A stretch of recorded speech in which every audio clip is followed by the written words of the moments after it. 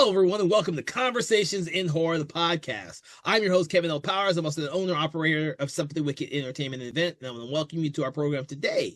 If you have been following our program, what I love to do is I like to take an individual film, and me and my special guest will sit down and discuss, have a conversation about that film and everything that makes that film a particular film. Now, we do choose films from different subgenres of horror and many different decades of horror because we want to give you, our listener, a very good kind of oeuvre of all the types of horror films that are out there, because we know that even though you may have heard and listened and saw a lot of the more mainstream films, some of the foreign films and independent films you may not have heard of and or have seen, which brings us to today's schedule to talk conversation, because we are doing Lars von Trier's The Kingdom Part 2 from 1997. And since this is our continuing conversation on this series, I have brought back Dave Watkins to kind of give me the nitty-gritty about this film. Thank you, Dave, for joining us today on the show. Yeah, thanks for having me back on. I would try to do something in Norwegian, but I don't think it'd come out too good. I'm not even going to try myself, other than the fact that I believe that these are the first Norwegian films we have actually discussed on the program. And for everyone who's listening, we will eventually get to the third part of this film series, Exodus, but you can go back and watch our previous episode on The Kingdom Part 1 to get caught up if you have not listened to that one yet. Well, let me correct myself. I think I made a mistake. This is a Danish and Swedish film. I'm not sure if it is Norwegian, but yeah. So Well, I do know. No, well, yeah, Lars von Trier is Danish. yeah. So, I don't know what, I was watching something else Norwegian recently. It was the Ugly Stepsister, and that was what oh I yeah, was thinking that. And then I was like, wait a minute, I just really just said if someone from friggin' Sweden heard me say that, they'd probably be really upset. I should have caught that as well. But we were both discussing The Ugly Stepsister the last time we talked, so I just kind of rolled right past it, not even thinking about it. And by the way, I have not seen that still. I will hopefully Yeah, get to it just like you've seen it. it's So really awesome, really awesome. I've heard that. I've Yeah. heard. But we're gonna get back to this film. This is Lars von Trier's film, The Kingdom. This is a three parts, not just a three-part film or television series, but also a three-part conversation. Like we said, Yeah. part three will come Well, as we get around to watching it. yeah. But this is a three-part miniseries, so it's almost like a TV show. Each one of them is like 4 episodes long. I think the last one, the newest one's 5, but they're pretty long episodes, and it's kind of like a mixture between ER and Twin Peaks. I think it was described on the cover, the VHS cover of it was like ER on acid is how it's described. Yes, I kind of describe it like that as well, but I also like to put in a little bit of a soap opera esque Yeah, mentality. That's like Twin Peaks, so that's where the Twin Peaks part comes Well, from. for me, you Yeah. know what? You could be right. I have to go back and rewatch it again, but I've always saw Twin Peaks as just an ensemble type of show. But this one really seems like a soap opera because we're talking so much about these relationships between all these characters. And it cuts back so fast Yeah. between them all. Like if you ever watch the soap opera, it cuts back between the characters, and a lot of times those characters' stories don't really have like there's no through line for each episode. Like in ER, you have Yeah. like that patient or two patient story that revolves around all the characters. But in this one, it just really seems a bunch of haphazard Well, stories going yeah, on. well, no, I mean, there's actually not.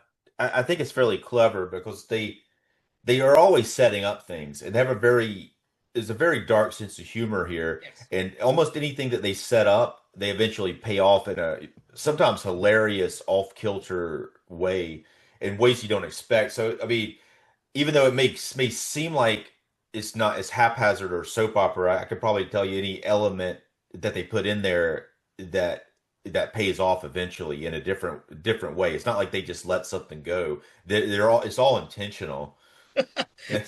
I I will say you might be closer to that for me than say a David Lynch production where it seems a lot more haphazard to me. Uh and that's fine. That's fine. I think the humor in this film does kind of bring out a lot of those type of elements, especially in this series where we have the constant movement in the background of the moose head that just seems to never find a home. But it shows Yeah. up in every episode. Some Yeah. person's Sorry, moving. go ahead. Yeah. Yeah. Yeah. Go ahead. Yeah, no, that does seem like a direct draw from Twin Peaks, that Moosehead, or maybe Northern Exposure, but it's Northern Exposure. You might be yeah, right about that. I didn't think about that. but there's actually a scene in Twin Peaks in the first episode where there's a moose head like that that's on a table. And what happened when they were shooting that scene, like David Lynch, it was down on the table, and they're like, they were going to hang it up. He's like, no, no, no, no, no, just leave it on the table. This is great. So that's kind of where I think where that draws from, that moose head moving around. Well, it's funny because it's just randomly moving from in and out of rooms the entire time. I think a lot. I mean, there's a lot of setup for a lot of visual comedy in this series. Is more so than in the first series, in my opinion. There is a lot more in this one, especially with the Yeah, big character, Helmer's character.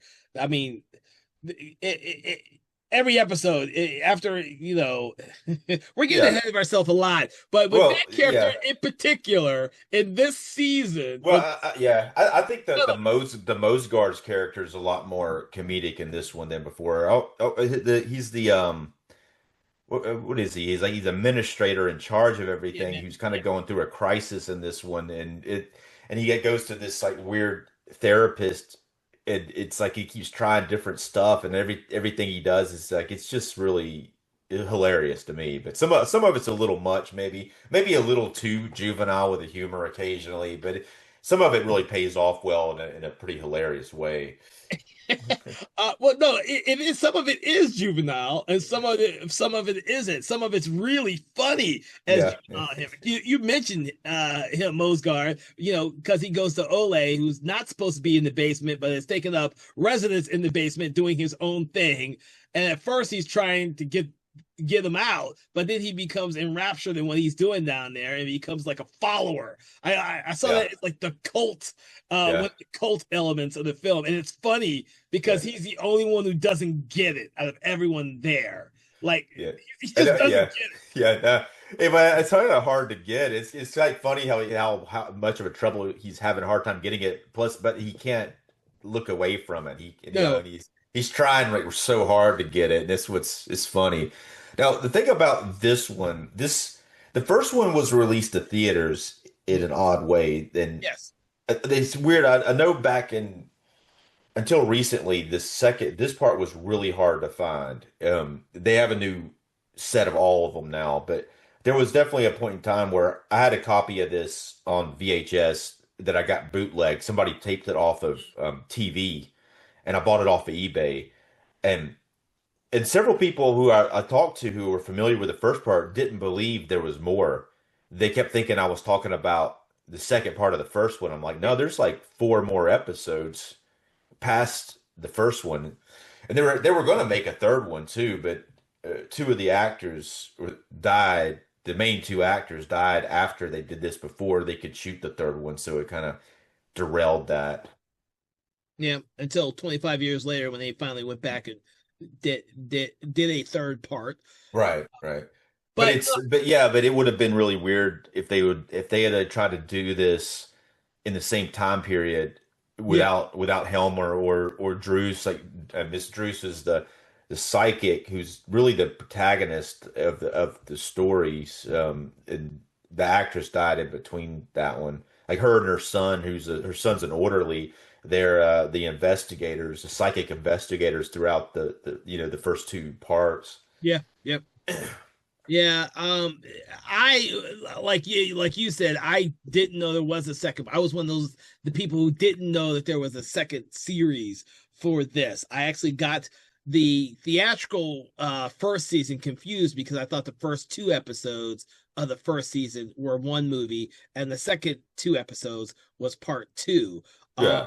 And it is confusing though, really. It's Well, But and it's yeah, yeah, and I didn't have like when I didn't have Internet Movie Database to double check me on this shit in '97. That's 25 years ago, yeah. more than 25 years ago now.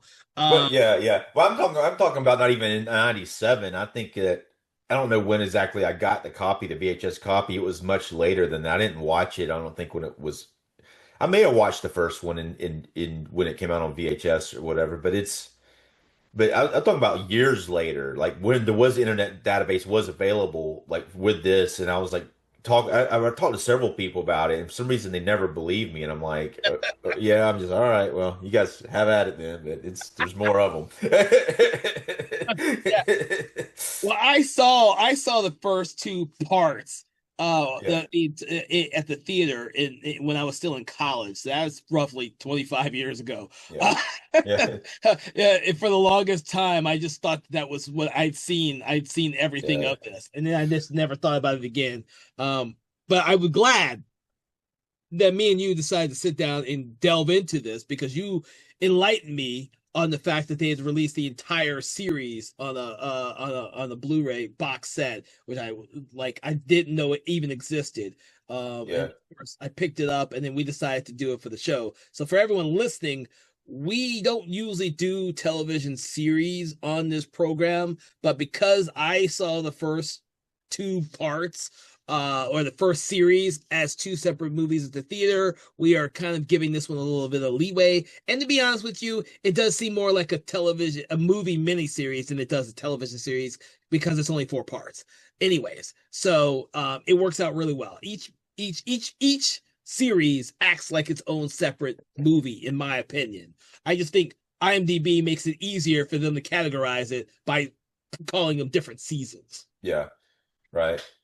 This this one picks up, I guess, about a week or so after the end of the previous one. Now, the end of the previous one, there was like a this really famous, awesome cliffhanger ending. It's similar, not as good as Twin Peaks cliffhanger ending, but it's kind of similar because it would just kind of goes batshit crazy at the very end of the other episode. Uh, Well, it does because Judith, who is kind of romantically involved with our Hook doctor, is pregnant with a illegitimate baby that may be part demon or part not, but she gives birth to this baby that has this growth deformity. That she's pregnant and then she goes into labor real fast. It's not 9 months yeah, of pregnancy. It's real. I can't remember now for the first series how long it actually was, but it was not yeah, nine yeah, months. yeah. No, it was happening quick, and It was happening yeah, quick. yeah. And the last thing we see is Udo Kier's head popping out, being birthed through the vagina. Uh, and Yeah, and we're left with that. yeah, That's the big shocker because we all know that Udo Kier is also playing the counterpart, the father of the yeah. child Was it slash Kruger? I Og don't know how to Kruger. pronounce it exactly, but it Uh, looks like Age Kruger or yeah, Og Kruger. H. Kruger, but I was Oj Kruger is how I've Yeah, been pronounced. yeah, yeah, yeah, Uh, and so in this series, they kind of like Oz Kruger is kind of the evil element, the demonic element in the hospital, and the unnamed child for most of the movie is more the good aspect. But in this series, the child has a growth deformity and is growing at an astronomical rate. Which is actually kind of scary when you think about it, especially the way they depict it in this. Right. It's this very disturbing Yeah, depiction. yeah. It is done. It's done like in a way that you don't expect, because it is done in an emotional way, and the baby is struggling because it's part demon, but it wants to be good, and it's struggling not to be a demon, and Yeah. it's hurting it not picking that route. Um, there's some other cliffhangers. Like at the very end of the other part, the Drew's character and her son and Hook, they put this head into this wall, and they tried to seal off the demons, but they got interrupted, and she thinks that it was open for too long and some spirits got out, which we see some spirits in the hospital at the end of the previous one on a trolley that we never really see those specific ghosts again, but we do see a lot more ghosts who are loose now from in the hospital. Yeah, and the head is a kind of I can't remember if it was it a real head or a representational head of Moog.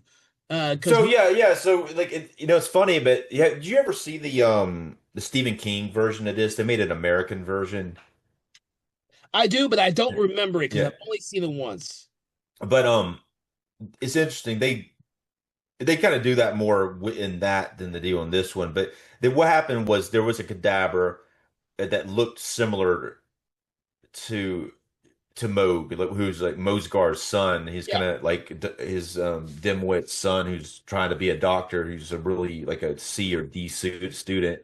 But be but worse he than that. yeah, but he sees the cadaver and he sees it looks like him, so he cuts the head off and he tries to play a prank on the girl that he's trying to have sex with to make it think that his head is there, That's right. yeah, and then it kind of backfires, and then his teacher finds out that the head's missing, and he knows that he did it, but he can't prove it, and then Hook gets the head, and then he blackmails him with it, and then at the end of it, he gets the head back from Hook, and then he throws it into the hole. Like they have the hole open for too long, and then they're not there, and he comes by and just throws it in there. So it's and for some reason it's almost like the reanimator like Yeah, head, he's even sitting on a tray, and it kind of shows it a bunch, but it doesn't really ever like follow through that good on that subplot because it keeps showing the head, but it never really does that much. But they do more with it in the Stephen King miniseries, but at the same time, it's Stephen King miniseries doesn't work as good as this. It doesn't have. They try to do the sense of humor, but something about this translation of this really dry sense of humor does not. It doesn't move. It doesn't translate into whatever they are doing with the American version. It doesn't work as well, and despite some good casting like Andrew McCarthy and Bruce Davidson as Helmer and Ed Begley Jr. as Mosgar was really awesome casting. But I love the casting for that. yeah, I've only ever seen it once though. I need to revisit that whole series. yeah, and that's the one it gets worse. And here's like going into this fifth episode or the second part of this. You think it's going to be hitting the ground running after the crazy end of the other one, but it goes back into its mode of ER like Yeah, storyline where like you're walking through, you wake up, you're at the hospital, and you go through a day at the hospital, and crazy stuff starts to happen through the day, but it doesn't start off like fast. It starts off like like right. yeah, like regular. But Now it's the because Steve, it's been because the time period from the end of yeah, the last series and now it's been several days, so everything's in theory gone back to normal, but it hasn't really got back to normal because there's a lot of subplots with all the different characters. Um, yeah, and I think that see, like maybe I don't. I mean, to me, I like the mixture of everything. But for this particular one, but most people I think are there for the ghost and the supernatural storylines, and they're very, especially in the first episode of this one, they're very like, sporadic and there's not much in there. The Stephen King one goes all in on it, and once it goes from it basically gets to the point where it becomes a Stephen King show instead of like following the doctors to the hospital. It becomes a Stephen King like horror show, and it doesn't work as well once you get to that point. It becomes not as it's not as interesting suddenly. It's like you're just kind of like, okay, let's get to the end of this thing, we see where we're going with it, sort of thing. hmm. Well, I do want to add with Moog's character, who is he plays a much more intricate beat in this section because of his reactions and his relationships with not only Helmer because he knows he has to get a good grade from Helmer and wants to Yep. try as much as possible to blackmail and or influence him. And of course the relationship he has with the girl who runs the Yeah, sleep other was it Carmilla or Camilla? Camilla, I think Yeah, but she's in it briefly, not that much, briefly. but yeah.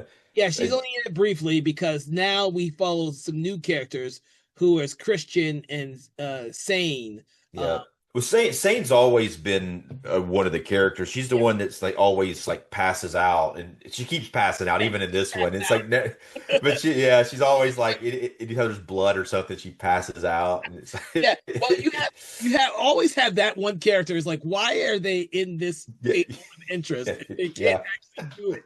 Uh Yeah, and it's almost like hilarious in a way because they usually like on ER when that happens they get over it, but she doesn't get over it. It's like yeah, but uh, but I mentioned that because we see it through the evil eye POV throughout this entire series, which is always green and it looks like it's like it's Reanimator. yeah, reanimated. We see a lot of the head on the tray doing just random stuff. The evil eye is a lot in this series, right here, and like Yeah, the dishwashers talk about the evil eye in their dialogue too. The the di- chorus. I yeah, the just figured core, out yeah, I had to read about what they're actually called. So yeah, they're like the Greek chorus is what I was reading. So yeah. that's why they don't ever leave that location. And they're the ones who seem to know everything about what's going on everywhere. And they're like they're Greek chorus. I was like, oh, Yeah. okay, that makes a hell of a lot more sense when you start thinking about it that way. They Um, really, yeah, they really screwed that up, which they made it a little interesting on the Stephen King version. They actually have those characters interact with other characters, so it kind of made it different because you never know in this whether they're really there or not. Because I mean, they're doing the dishes for the residents, but we assume, but nothing ever appears in the scenes that appears in the hospital. So we don't know for a fact that they're really there or not. No, yeah. It's that part of the hospital that we're never ever seen in other shows, which is the people who do the cafeteria work. Someone's got to clean Yeah, those dishes in the cafeteria, but we don't ever like ER. In ER, we never saw yeah. the cafeteria or the No, cafeteria. in ER we do see the cafeteria. Everyone's This, like, yeah, we don't see it in this at all though. We don't ever see them eating for some reason. I no, don't we know. just see the dishwasher. Yeah, We did drinking a lot. We see them yeah, drinking alcohol. yeah. But they never you never see them go into the cafeteria area and sit down because they would do that a lot in ER because that would be part of their Yeah, routine. yeah, the daily routine, or that would be a good way to put characters in a room together that so they could have a conversation. So they would use that to their advantage. They may not have had access to a cafeteria area maybe for Yeah, it's this. interesting. Just going on this quick tangent here. It's interesting what they do in this series because we see corridors that we hadn't seen before. Especially when we go deeper and deeper into the hospital, the bowels of the hospital, and then Yeah. of course in the second to last episode, we actually get outside of the hospital again, like we did in the first season when we went to Haiti when Drews and her son Boulder and Hanson are flying a plane over the Oh hospital. yeah, yeah. Yeah, there's definitely more exterior scenes. The exterior scenes are longer in this one too than the other one. Even like Helmer when he comes back, some reason he's on some ski things briefly. It was really weird, but It's, but he never really. I don't know what's up with that. He comes up with some skis, and he's been to Haiti, and I don't know what's up with that. But well, keep in mind that he also comes in with that itty bitty little car that yeah, he actually parks in the hallway inside the hospital. And then we see him putting it in the elevator and driving it out of the elevator. Uh, yeah, which but is, yeah, yeah, it's but hilarious. yeah. But Uh, even he plugs it in too, which causes a problem because he unplugs some operating equipment to plug the car in to charge it. So yeah. it's like it's So and that's where I said there's a lot more humor in this yeah. because stuff like there's a lot of visual humor in this one. Not to say there wasn't in the first one, but in this one they seem to go a little bit deeper into a lot of that physical humor. Well, yeah, the first one had a good running gag because every day he'd get there, park his car, and there'd be people there trying. They looked like they were going to try to like steal his car or steal his hubcaps, and they take, and then he'd like, Dig well, he'd take his hubcaps off and go bring them inside. So it'd be like a a kind of a routine thing that was like a running gag that was it was pretty funny really in the Well, first yeah. one. And then stuff would fall on his car and break it, after he'd park it in a spot that no one should be parking. The ambulance couldn't even get in there because he wanted the front spot. So it's No, I mean, I like that, and yeah. I like the fact that Helmer never really gets being there because because there's a cultural difference because he's kind of feels like he's forced to be at the hospital and he can't leave. Right. Well, yeah, it's a Danish hospital and he's Yeah, Swedish, and so there's like a rift between the two. he doesn't get the Danes. He doesn't get Yeah. the Danes at all, which I find hilarious throughout the entire series. That chastising the Danes like the entire series. Well, he is. Well, he's. I mean, I don't know how Danish people really are, but if you look at what the staff of this hospital does, they're running it in a very weird way. And there's definitely like not very orderly, but it's very like a lot of it's run by like a lodge of people who seem they kind of meet together. Like these older men are running the thing, and they meet together. And they have like a weird lodge meeting, and then there's that sort of thing going on. And then you got the Hook character who's like got a basement room that he's taking stuff and repurposing it to other places, which and then there's definitely some weird stuff going on behind the scenes of the hospital, especially with the way that the lodges ran in a very Clandestine way. yeah, it's and there is we find out later that some of these people are worshiping Satan. Now I think the lodge is the opposite of that. I think the lodge is a force of good, Yeah. but they're also is one of those gentlemen clubs where the men are part of that gentlemen's club lodge who are they believe in superstitions and They're sexist and they believe in superstitions. yeah. I didn't think about them being till sexist until Rigmore interrupts their lodge meeting. And they all kind of like, oh, she's not supposed to be here. She's a woman. Well, I mean, we say that's sexist, but I think it's a good outlet for men to have that sort of thing. I mean, there's actually been studies about this where when you take that away, it changes the dynamic. Because nothing's going on. I mean, a bunch of men hanging around, like maybe being sexist or whatever. It's not like they're doing anything but that, and it kind of gets them in a different type of mindset. I uh, mean, no, I would think that if you're gonna have something like that at a hospital, that should not be as sexist. yeah. I mean, it's here it's like, yeah, here it's like a hospital, and Yeah. yeah, but when a woman comes into an all male club, though, it changes the dynamics a lot because it goes from like even like say if you're at a party and it's just a bunch of guys hanging out and you're shooting the shit, everything becomes a little different once a girl comes into the scenario most of the time. Whether people at that point they're all maybe trying to have sex with her, maybe, or she's kind of starting to put different types of input into what was going on before that's completely different than what they really are trying to. Again, like you said, this is not necessarily a good situation because these guys are running the hospital and that's what they're doing behind the scenes and with the really odd rituals that they do to like almost like a fraternity. It's like a Yeah, fraternity. yeah, yeah, Like a yeah, fraternity. yeah. No, that's what I was about to say. It does not seem like a cultist lodge, like the cult people who are Yeah. that we find out later in the film who are worshiping Satan, so to speak. Which at Which one, the Beelzebub, I guess, is who they're really yeah, worshiping, who is like Grand Duke. Yeah, but they're not. They're actually the opposite of that. They yeah, the they opposite of that. they Yeah. they actually are trying to. They kind of feel that's going on, and they're actually trying to do rituals or other things to ward against it. They're doing some kind of chant at one point. They have a dude with a shade, a lampshade or something over his head in the middle of the table that they're trying to fix that. But I don't think that anything that they do helps anything Well, really. well, the funny thing is, you mentioned that sequence. We got there early, guys, listeners. But that sequence is where they're trying to do what they can because they don't have Drews there. Drews is supposed to be there to help them, but she Yeah. doesn't show up. Right, yeah. in the plane. Yeah.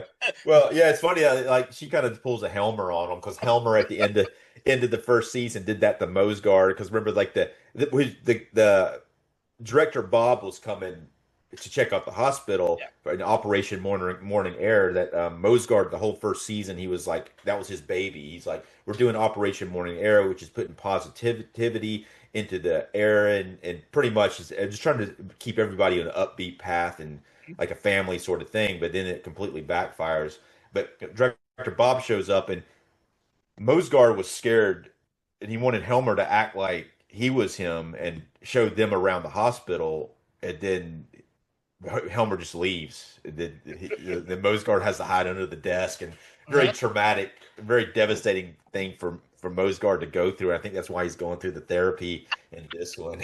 Oh no, he's dead. No, that's how I definitely took it. Yeah. He's definitely going to therapy. He doesn't know what to do with himself because the Bob, the hospital director is he's a constant eyes, not just like the evil eye that's watching over everything, but Bob is like the physical personification of that evil eye watching over everything. So all of the hospital staff are trying to manipulate what he sees, hide the bad things, manipulate some good things to show that they're not doing anything that may be Weird. questionable.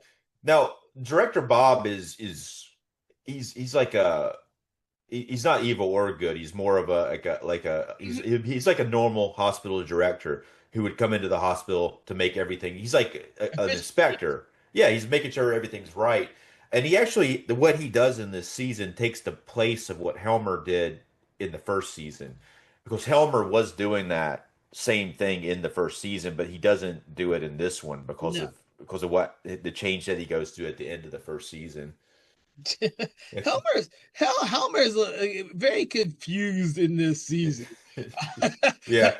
Yeah, besides getting the Haitian zombie potion, which he wants to use against Hook, he also comes to the realization that maybe he is himself a little bit sick.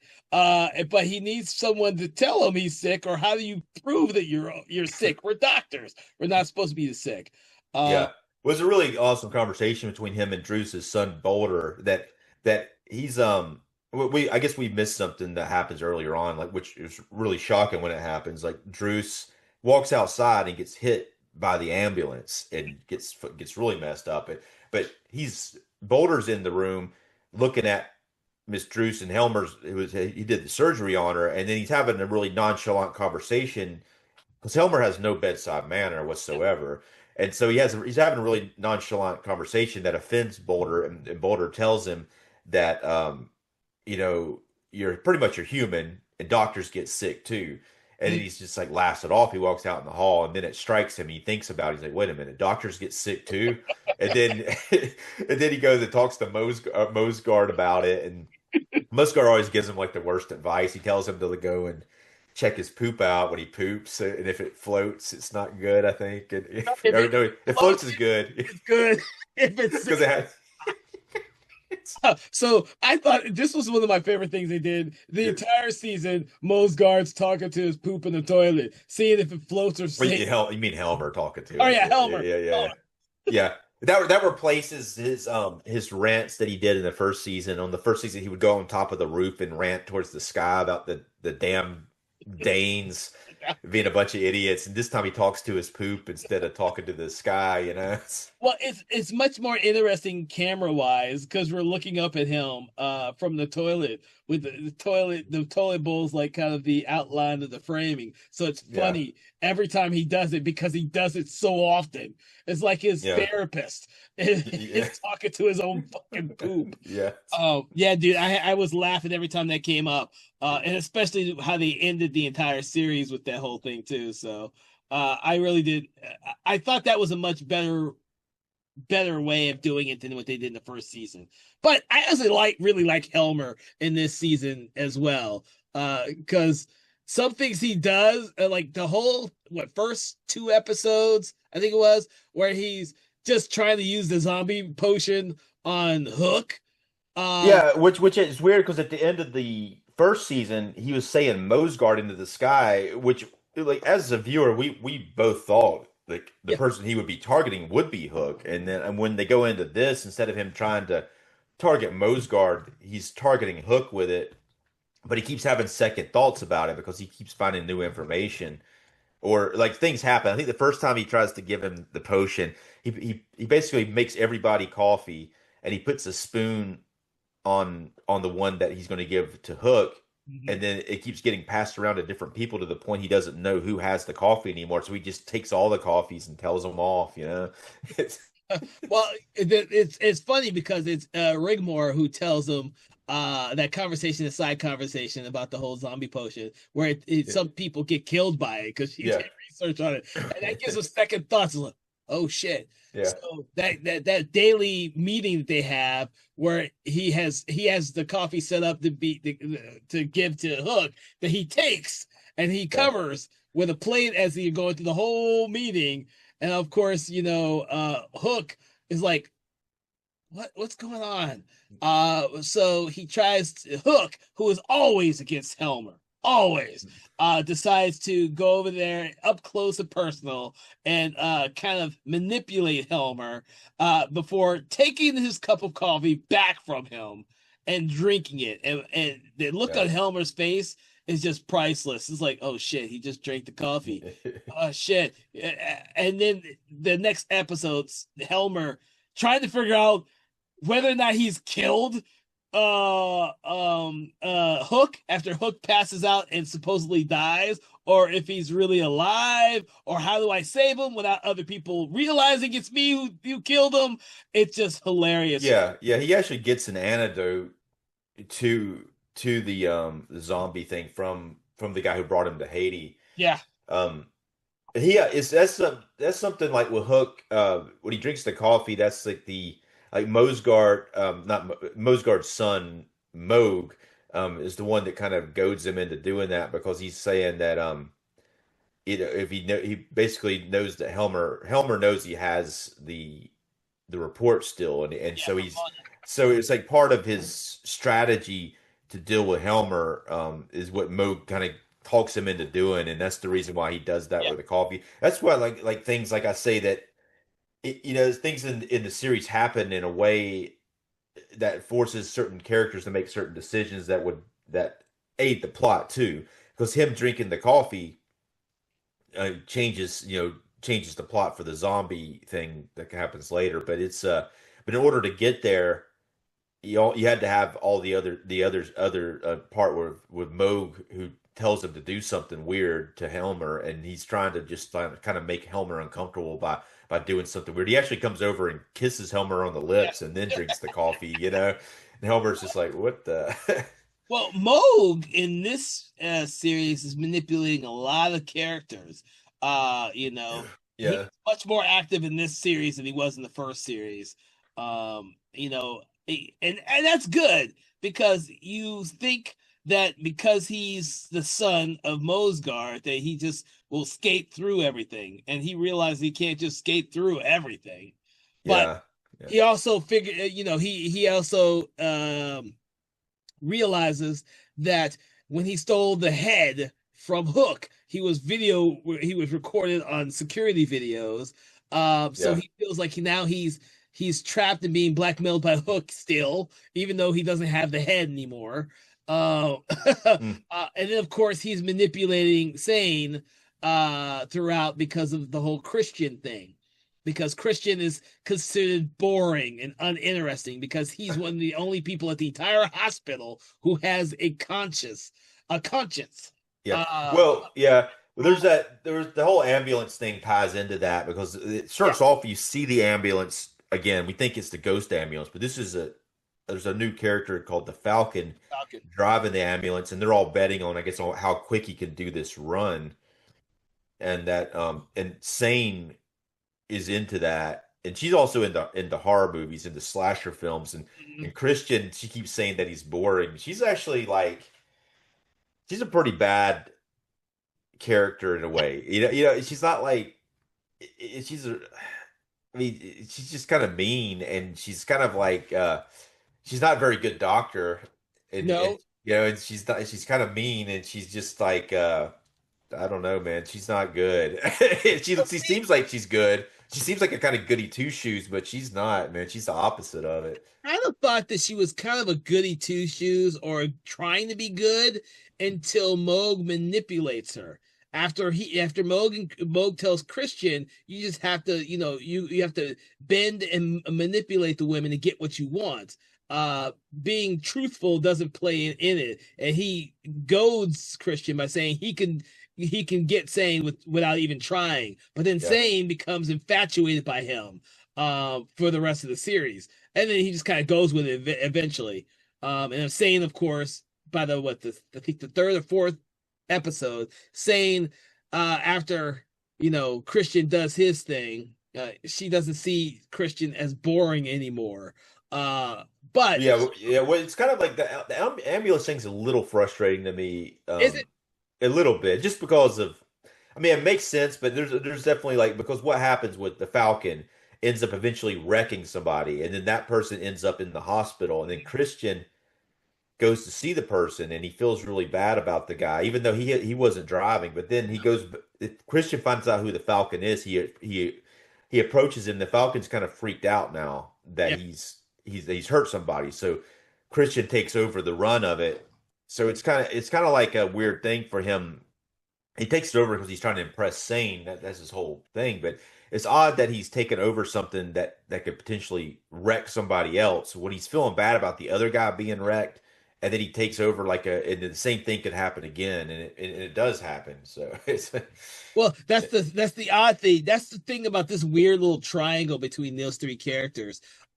Is the fact that Christian, who is feels bad about Falcon having injured this one guy in one of the runs, decides to take over for the Falcon when the Falcon becomes too scared and unable to perform anymore.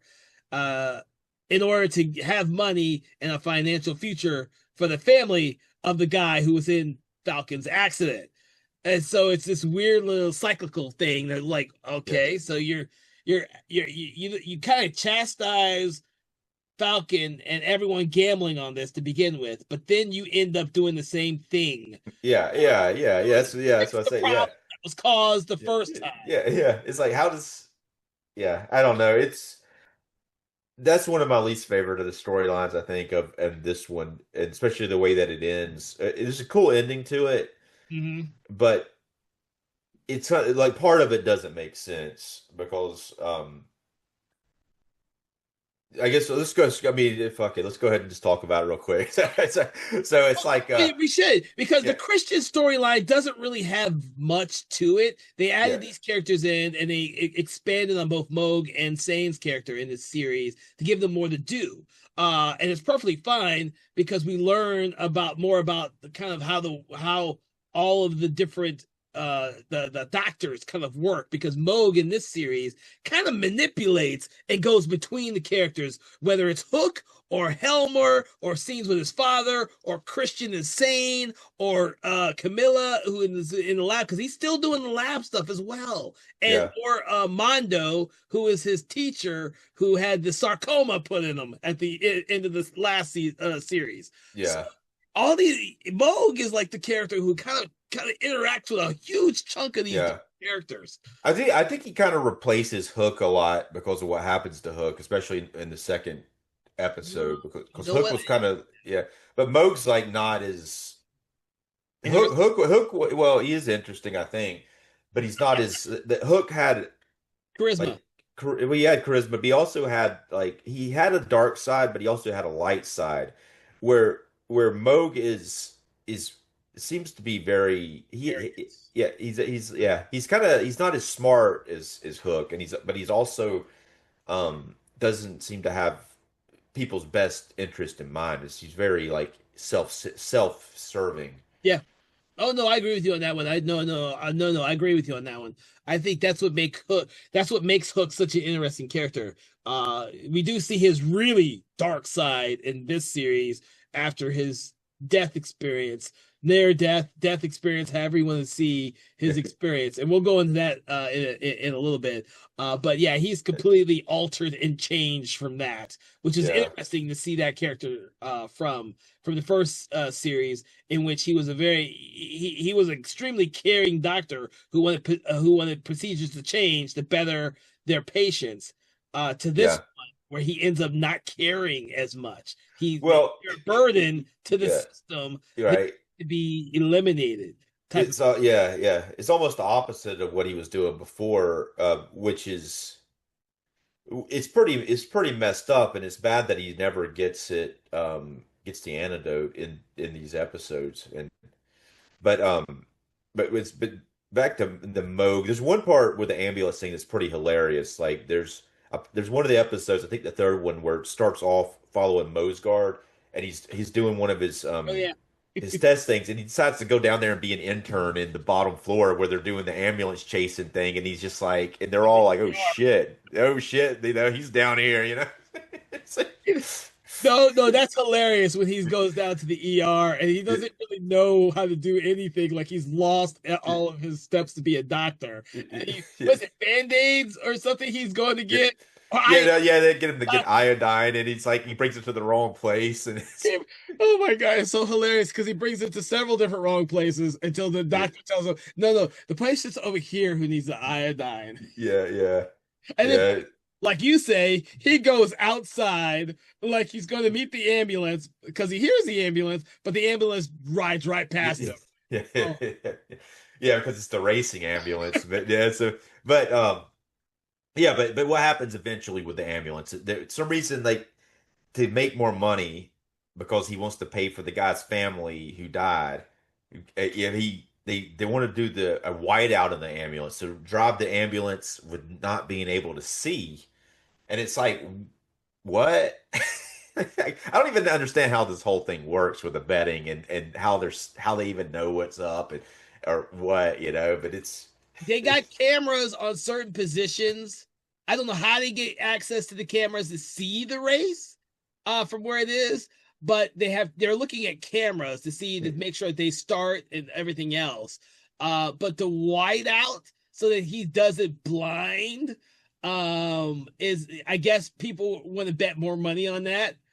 yeah, yeah, yeah, Which is crazy. yeah, But the assumption, in my opinion, is that people will get out of the way with the ambulance. But I'm like, well, the yeah, ambulance ain't gonna be driving straight, and he's yeah. driving the wrong way.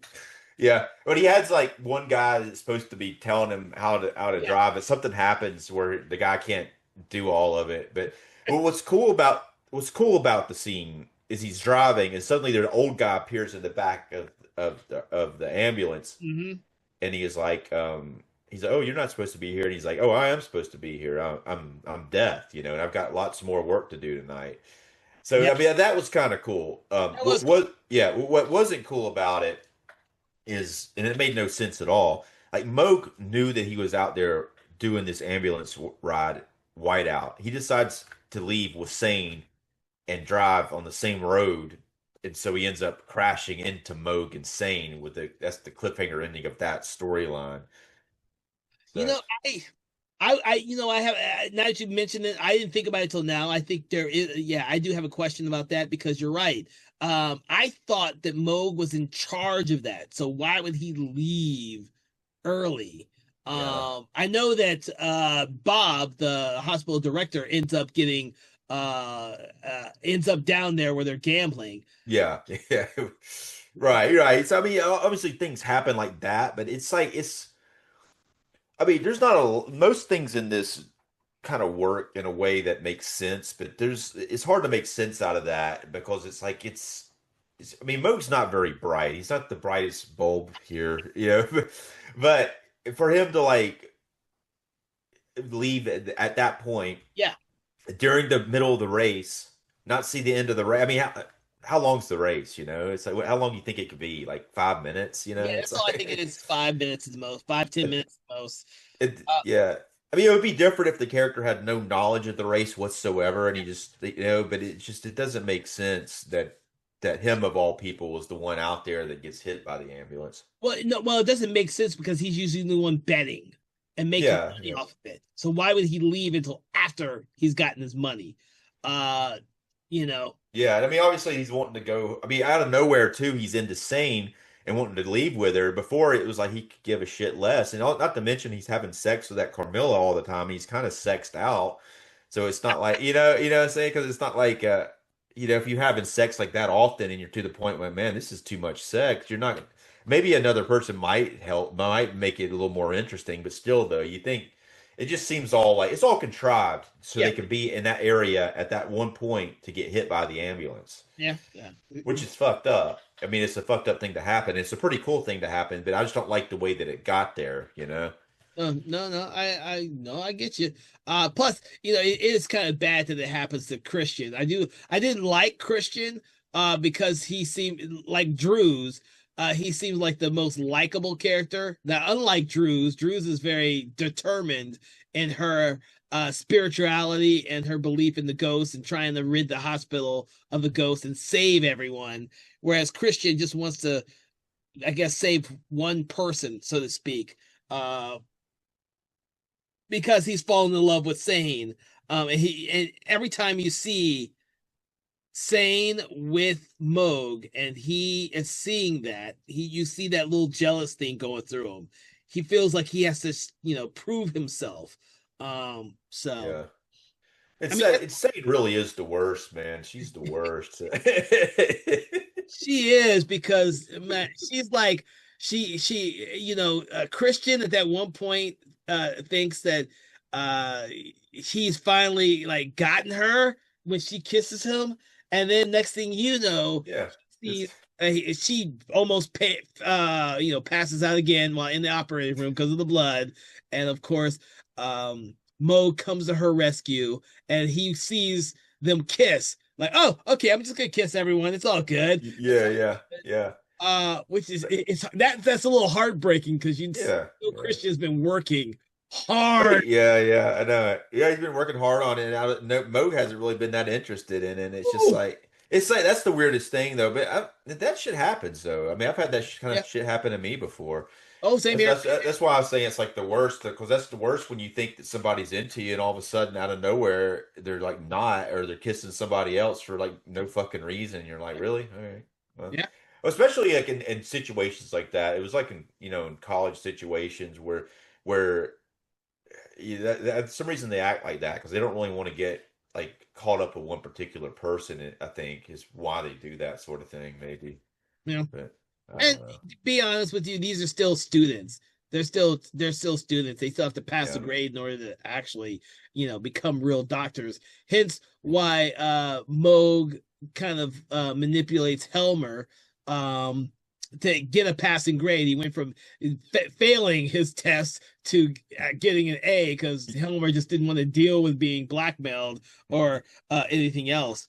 Because that Mona paperwork has been a constant MacGuffin from the first season, Yeah. first series, and this series.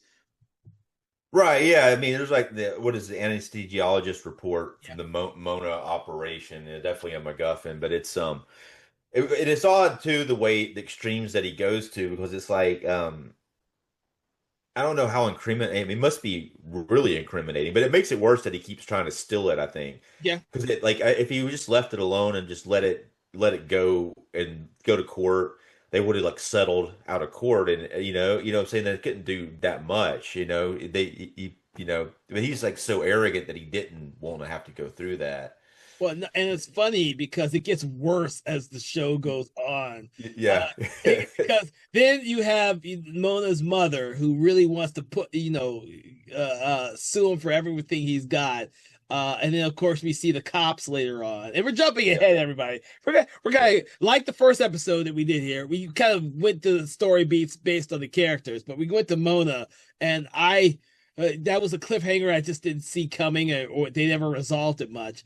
But I like that aspect of the story is this patient who was seriously injured by the operating room by Helmer, and they're all trying to cover it up, even the lodge. It's Yeah, I mean that's what doctors would do too. They would try to yeah, I protect mean, themselves because I mean, really, like I said, this would be settled like this whole thing. But it's pretty bad. He messed up something, but when he was doing their operation, but it does seem like something that may have been like a mistake that could have been excused, but because of his arrogance, he doesn't want anybody to think he could ever make a mistake. yeah, yeah. So, in this series, Hook has this paperwork, but Helmer or Moog thinks that he can get in good with Helmer if he can find the paperwork from Hook.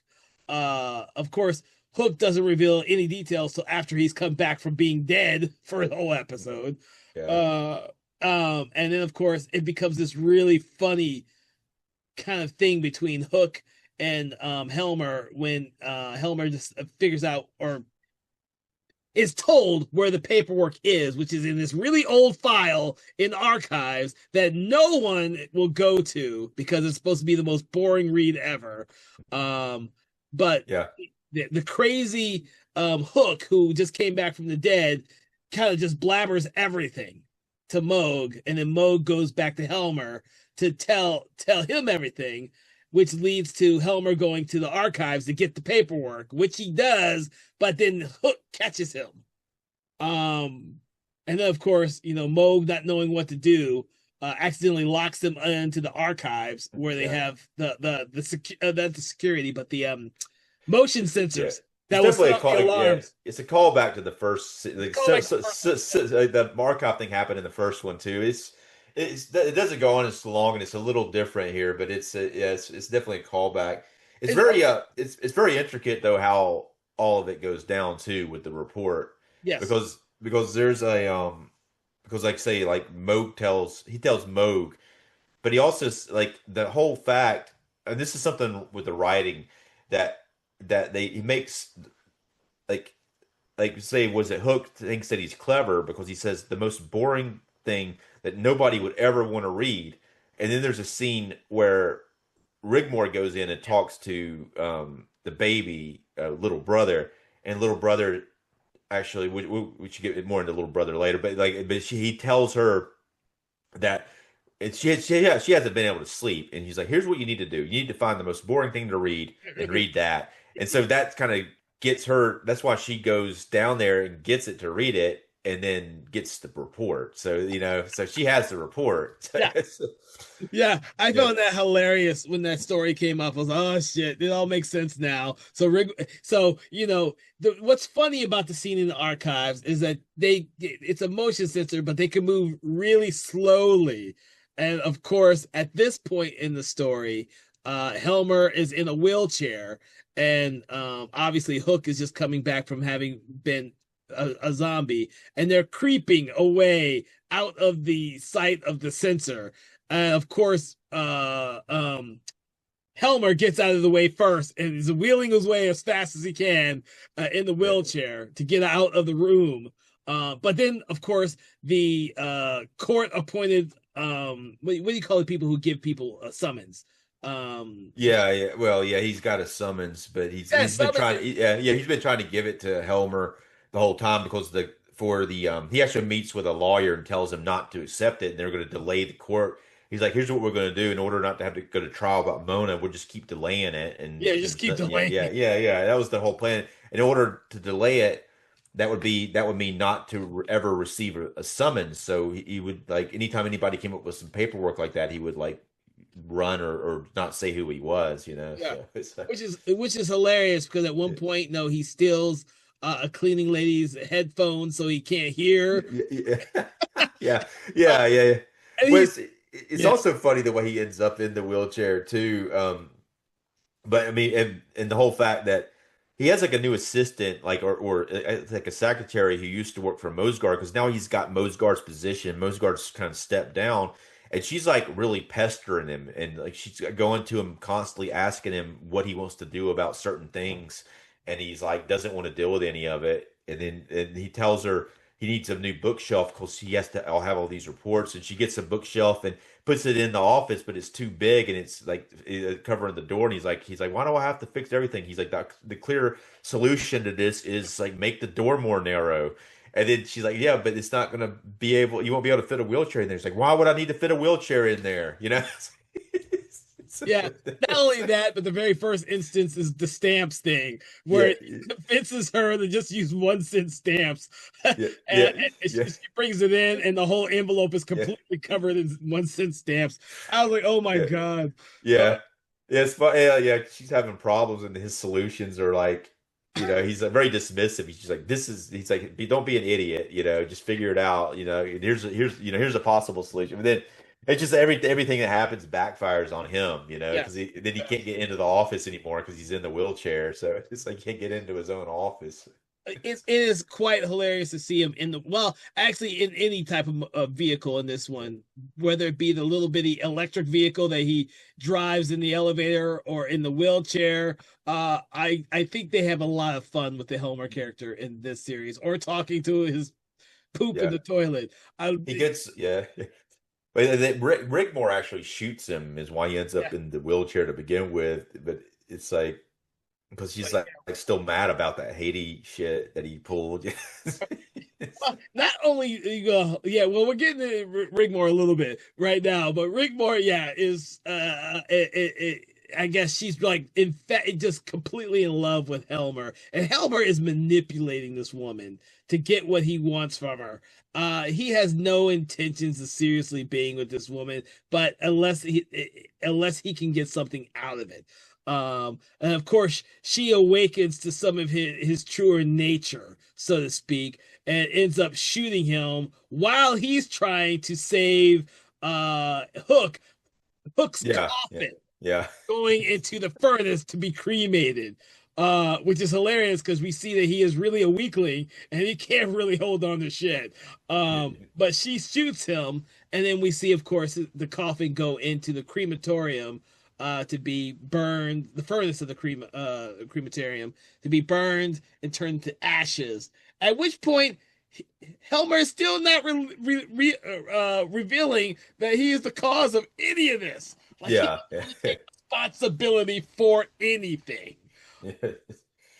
So yeah, that's a lot of hilarious stuff that happens to him throughout, and this is why I say he was one of his storyline and what happens to him is just one of my favorite parts of this series here. Yeah, yeah, yeah. Even in the first one though, it's like Helmer's definitely the best Yeah, thing. yeah. So, um, but oh God, what happens to Helmer at the end of this series? Well, well, he ends up it follows the Mona thing for the most part. Like he Oh, ends up, but Mona starts having the building blocks, and they give her blocks, and she's able to start making words with the blocks, and then it's like that's the funny thing is she starts spelling out Helmer and stuff, and it's like how does she know Helmer? What does that prove? Just because a little girl can spell somebody's name with blocks, like, what does it like if you were having surgery on your brain and you're asleep, how would you know that somebody specifically hurt you? She just knows that. I mean, she knows because she does know because of the spirits, but that doesn't hold up in a court of law. And he's like freaking out about it. yeah, yeah, oh yeah. So and for the most part, in my eyes, she's kind of like the Greek chorus in the kitchen. She's building these blocks and random people see them. The first time that she's given the blocks, the nurse is manipulating the blocks to placate the mother. And so from then on, I don't think the nurse ever takes any consideration of what's actually being spelled. But we, as an audience member, are watching and seeing other people see what's spelled in the blocks. Yeah. Hook, even at one point when he comes in to, in theory, euthanize her, he sees that she still has something to say because she spells out Helmer's name, and of course that leads Hook to going to Helmer to reveal what the little girl Mona has spelled in her blocks. And of course Helmer goes a little bit nuts, thinking that she could like be proof against him in a court Yeah, of yeah, law. yeah, yeah. It's like it's funny though. He just panics, but it's One time she actually spells out "help me" one of the Yeah, earlier times. I think, yeah, um, yeah, something weird. She's got kind of like got some kind of brain dead like activity going on, but she does actually say Helmer later. hmm But he gets her. He goes back and gets her. The cops are there, and the cops go into the room where she's supposed to be, and she's not there. And then he tries to the last time you see Helmer, he goes into that room where there's like a conveyor belt where the where Boulder and the other guys are drinking beer, yeah. and then they would try to hide the beer, which would send it into another part of the hospital, and then it would come back, and Helmer catches him doing that, so he knows about it. It's actually pretty funny when they talk about the beer too, because he's like argues with him about the beer and what it is. I think he's like light beer, and he's like, no, this is a people's beer, you know? And he's like, this is not a light beer. And he's like, no, no, no, this is a people's beer, you know? I like the Boulder character. I don't think he Yeah. does nearly as much until the end in this series, but I've always liked the Boulder character because he's the one who seems like the most normal, even though he's a little slow. He's like Yeah. the normal workhorse, a backbone of the hospital. Yeah, yeah, he's an important character, Yeah. and he's the Mrs. Drew's son, but he's definitely an important character in both the series. And the actor like wasn't alive when they made the third series. They do have a character that's very similar to him in it that does the same type of plot stuff. Well, he has a lot of heart. Like, Yeah, yeah, it doesn't matter what his mother says about him. Like he loves his mother like 150% because his mother Drews does not always say the best things about him. But he's always there. He's always supporting. And he's vulnerable at the same time. But he'll kick back with Hanson in that room with the conveyor belt and drink back a few beers while waiting for the next thing to happen, type of thing. yeah, yeah. But but that's how like what happens with Helmer and the last time you see him, and again, this wasn't supposed to be the Yeah, end of this. yeah. He goes into that room and he puts Mona in a basket and puts her in the conveyor belt. And they say that conveyor shit, can't pronounce shit, Conveyor but belt.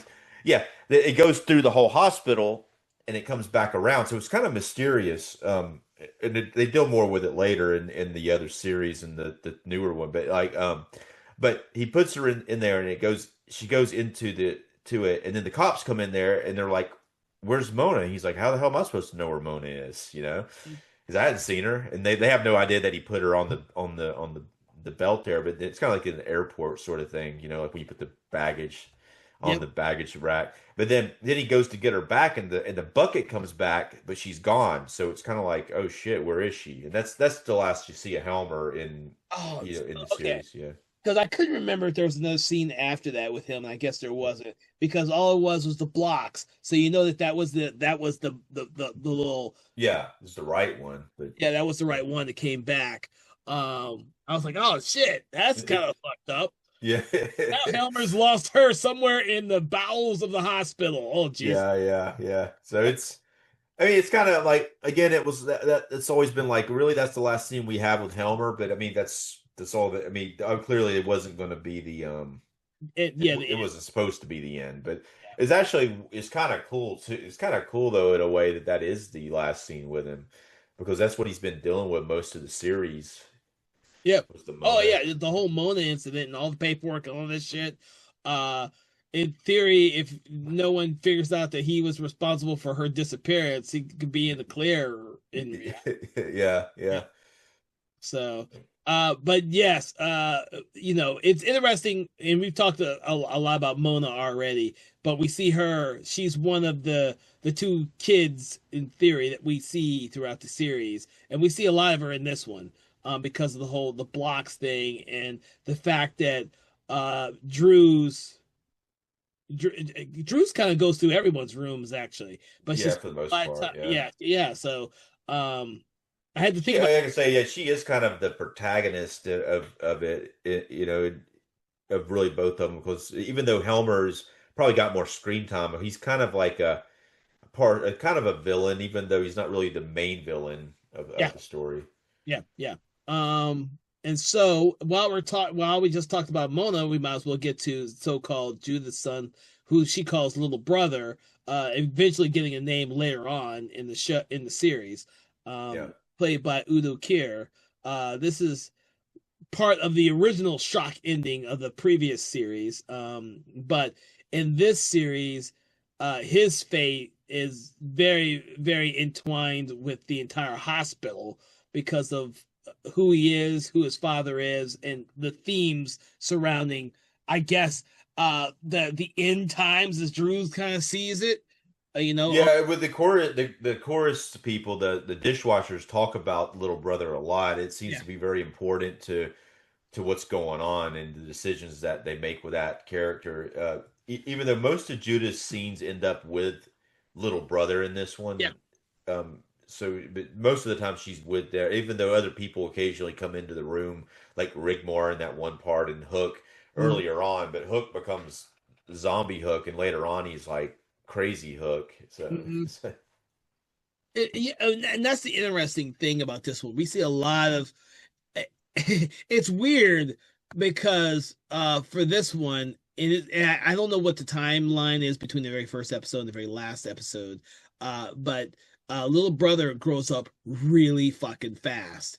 Like yeah, he's pretty much kind of the baby-ish thing in an incubator the first time we see them, but yeah, then by the last time we see him in episode 4, or I guess that's 5, 6, 7, 8. yeah. He is like looks like he's 10 feet long. Yeah, he's growing like really long and big. He's Yeah, like a mutation, but I think that most of these episodes are a day long. Some of them do overlap days, but they kind of like let's talk about what we did in the first one. They kind of mimic what they did with Twin Peaks and ER because that's how they did episodes in those, especially like at first. And some of these episodes do cover 2 days, but most of them are about a day. So I think each episode's like it's probably like 4 to 6 days, like the whole thing of the four episodes. yeah. That just seems like a really fast time for that child Well, to grow. yeah, It kind of works in favor for the actual story elements for most of the other characters for it to be a short amount of time. Uh, Mainly because we get to see their daily meetings, group meetings in every episode, and we have a lodge meeting in every episode. Depending. yeah. But sometimes there's like two meetings. Like in the first, I mean, I think the first episode has two meetings just because of the coffee thing, because they had to do it twice. But most of the time there's like a morning meeting, but Yeah, he calls a second meeting on the first day. yeah. I think so. And unfortunately for me, that was the hardest episode to get through, was that first one. Yeah, I mean it. I don't know. I mean, it was definitely like back to the slower pace stuff, and it Yeah, was like and it's like yeah, I guess I don't want to get into another plot point yet because we're still talking about Little Brother. So let's just yeah. go back to Little Brother for I Go was ahead. gonna I was gonna go to Druce, but let's go back to Little Brother and finish talking about that. Yeah, I've been kind of saving Drews for the very last Yeah, character. yeah. Well, we still got Bono and Druce to talk Yeah, about. yeah, So yeah. so But little brother and Oz Kruger stories are intertwined, so I was gonna like melt yeah, yeah, both yeah. together.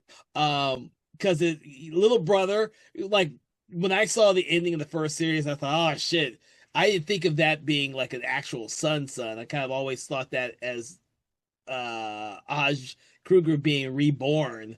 Um, Yeah, yeah, yeah. It kind of seemed like he was going to be evil coming out yeah, at the end, and it was like, yeah, that's the way it seemed. It's funny at first when you first see him in the first episode of this, he's like Udo Kier's head on a baby's yeah, body, and then every scene you see him, he gets a little bigger until he's like, it's actually very disturbing what happens to him because it's such a like, and he's also very intelligent right away. He can start talking right yeah. away, and it's like he knows a lot. He knows things that he shouldn't know. Yeah, and no one seems to be bothered by the fact that he comes out just being able to talk. Yeah, yeah. But Uh, it's like he's lived before, and and he has knowledge though, because he even has more knowledge than some of the characters in the hospital, because he's able mhm. to like direct them to do certain things, you know. But he but Og Kruger does appear, who he turns out he's a demon, is what they Mhm. say.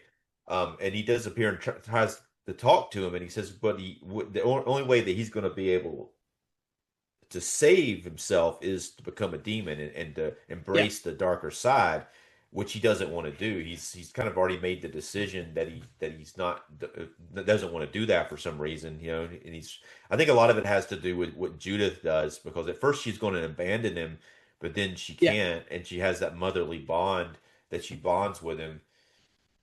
yeah. I found that interesting. That Hook would go see a little brother, but Judith wouldn't. And they didn't play on they didn't play that whole feelings up enough because they're trying to kind of compress the time period. Because I didn't really buy the jump between how she more or less abandons him at the very beginning of the first episode to where she becomes at the beginning of the second episode, where she, Well, yeah, I think that it's well, Hook orchestrates all that, but it's before he becomes like the zombie Hook. But if you think about it, like, you know, there's a mother's bond between a baby. Now, at first, she's got separation from the baby. They took it and they took it to another room, and she's not feeling connected to it until he brings her back to see the baby again. And once she connects with them the second time, she realizes his humanity, and at that point, she connects with him on a mother level okay, that, I mean, we may not get, maybe we don't get the scene. I mean, the scene's there, but maybe you might not have felt it because it may seem a little rushed. But I think that's what happens, because she is denying it yeah. and she doesn't want it. But once she actually comes in contact with him, she sees the way that he is. It's different than what she thought. Hmm. Interesting, It's interesting. different the way that everybody thought it was going to be. Well, Really, yeah. It's, definitely. yeah, But the thing is, I read a little bit about the show from the actual box DVD set, the little booklet they bring with that. yeah, Uh, while I was in the middle of this, just to kind of get a clear picture on it. Um, and so that I needed that clarification because this first episode was so hard for me to get through, and I may have missed something like that. Um, yeah. but it seems much more genuine as the series goes on. It's just a shame that Judith isn't used more than kind of like the mother slash foil to little brother. We don't get those scenes with her and Hook nearly as much as we did in the first series. Yeah, Uh, well, Hook, like that's what's it's kind of interesting about Hook, but it's also very bad that, I mean, I don't know if bad's the right term, but it's kind of bittersweet that the last time we get the real Hook is in the first episode, which is the one that's like the closest to the previous series. mm, And so by the end of the first episode of the second series, everything changes. yeah. You know, but we're thinking it's all the same, but by the end of that episode, everything that we were taking for granted is suddenly different, and we never get it back. No, no. And I think that's part of the reason. I mean, part of the ideal that there was always going to be a continuation to this originally, and we're kind of we don't get that, so we only have what we have, I guess. Yeah, yeah. I mean, Uh, they do they are able to revisit that in the 2025 one. So it is nice they were able to revisit that, oh, good. but it takes a while for it to, you know, the actor who plays Hook is in it, and Judith and Moog. Basically, anyone who's pretty much still alive is in it, which not many of them. So it's, you know, I think maybe six to eight of the actors are in it. So Mm, mm. Yeah, so it'll be interesting when we discuss that yeah, one. it's like Rick Rigmore is in it, and Camilla's in it too. So Well, Camilla's not in this one that much, so no, no. and that's fine. This one had plenty of extra new characters to follow, so Well, yeah, with her, with that Camilla character, they just kind of like make her like because what happens with her at the end of the previous season, like Mo, the whole time she's like not liking Mo. She's like she Mhm. doesn't want his advance. She's an older woman. He's a younger doctor. At the end of it, she starts having sex with him, and this one she's just consumed with having sex with him over and over again to the point he's like, man, this is way too much sex. I can't handle this. He's like, Oh, Jesus. But getting back to little brother, because we don't want to skip over that Yeah, story. yeah, no, yeah, because it is really important to really the heart of this second part, Yeah, and yeah, yeah. yeah. Because we know what's funny is he's suffering from a fast-growing degenerative disease. That I forget which doctor says. Oh, it happens. I think once every 165 thousand cases, and then the nurse next to him says, "Well, that's more than the population of our country." Yeah, yeah, yeah, yeah. Like, so yeah, so it doesn't happen very often. It's Yeah. something you've never seen, but you want to make it feel like you've seen this before. So this is Yeah. just normal. Uh, Right, right. And they act like it's normal for most everyone part. Yeah. acts like it's normal. Everyone no there is no one who doesn't act like it's normal. It's just something that happens, which is strange because his story is linked directly to what's going on at the hospital, which is some type of apocalypse that we are told from the chorus, the Greek chorus, because they're always commenting on everything. And when Aj Kruger shows up to give little brother that ultimatum, and he says no, he doesn't want to go that route, you know. um it's a destructive thing for Judith because Judith only wants her son to be alive. And it's something that just keeps being brought up as she slowly sees him deteriorate day after day after day. She keeps wanting him to go ahead and just save himself. She would rather have him alive than anything else, but he, because he's supposed to be this force of good, can never give in to the temptation of evil at this hospital. So it's a devastating story that you're watching throughout the entire thing. And he gives her good advice throughout the entire thing, and the nurses and everyone else that come in contact with him. Um, and so when Yeah, and yeah, it's really good performance, I think, by Udo Kier oh yeah, too. Yeah, it's like especially the baby. The other guys, I mean, kind of standard Udo Kier acting weird, yeah. but but the baby is very like likable, and it's very very tragic what's happening to it. By the third episode, I was like, damn, I was not expecting his performance to be this fucking tragic and what's going through him and all that kind of Yeah. crap. I was like, Udo, when you want to, you be pulling out all the stops on your performances when you want to, dude. I was like, I wish he did this more often.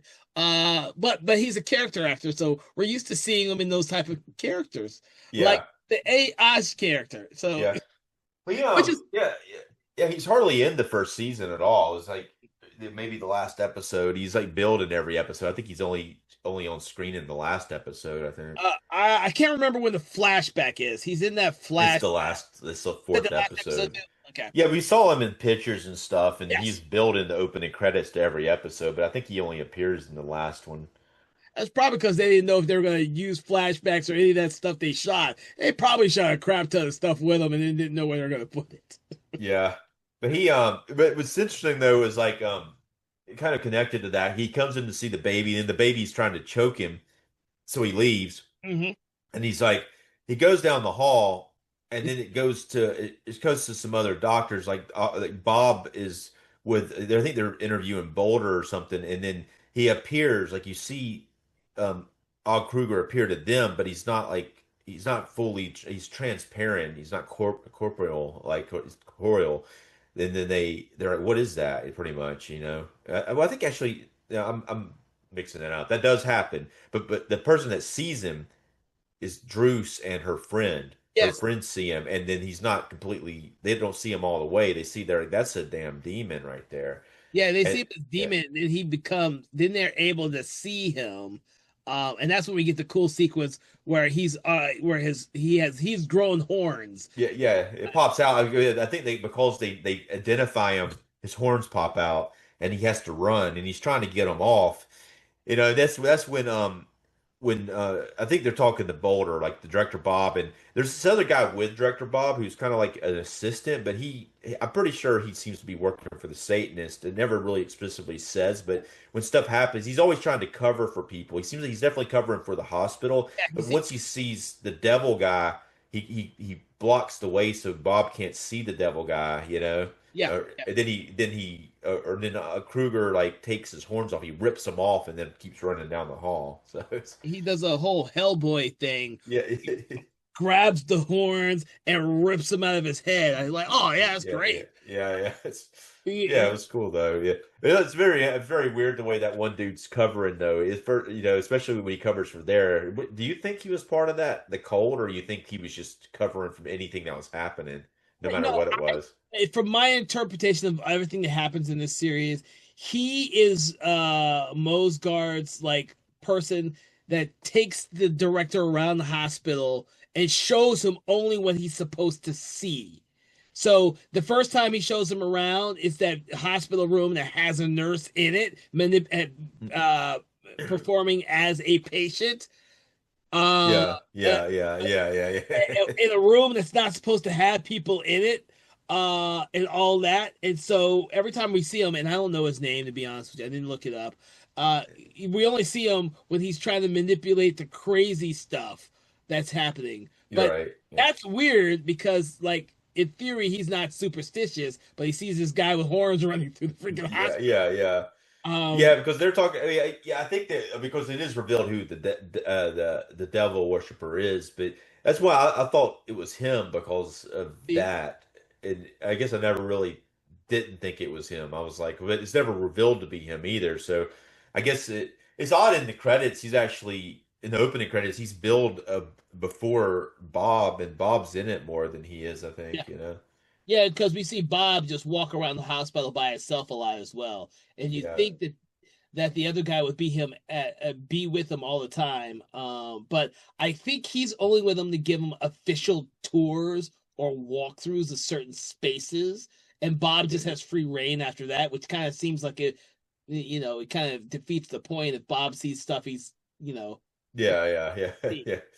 But that's one of those things in this series. I just, it was much more fun to see the other guy hiding stuff from Bob, and Bob just never really, uh, Yeah.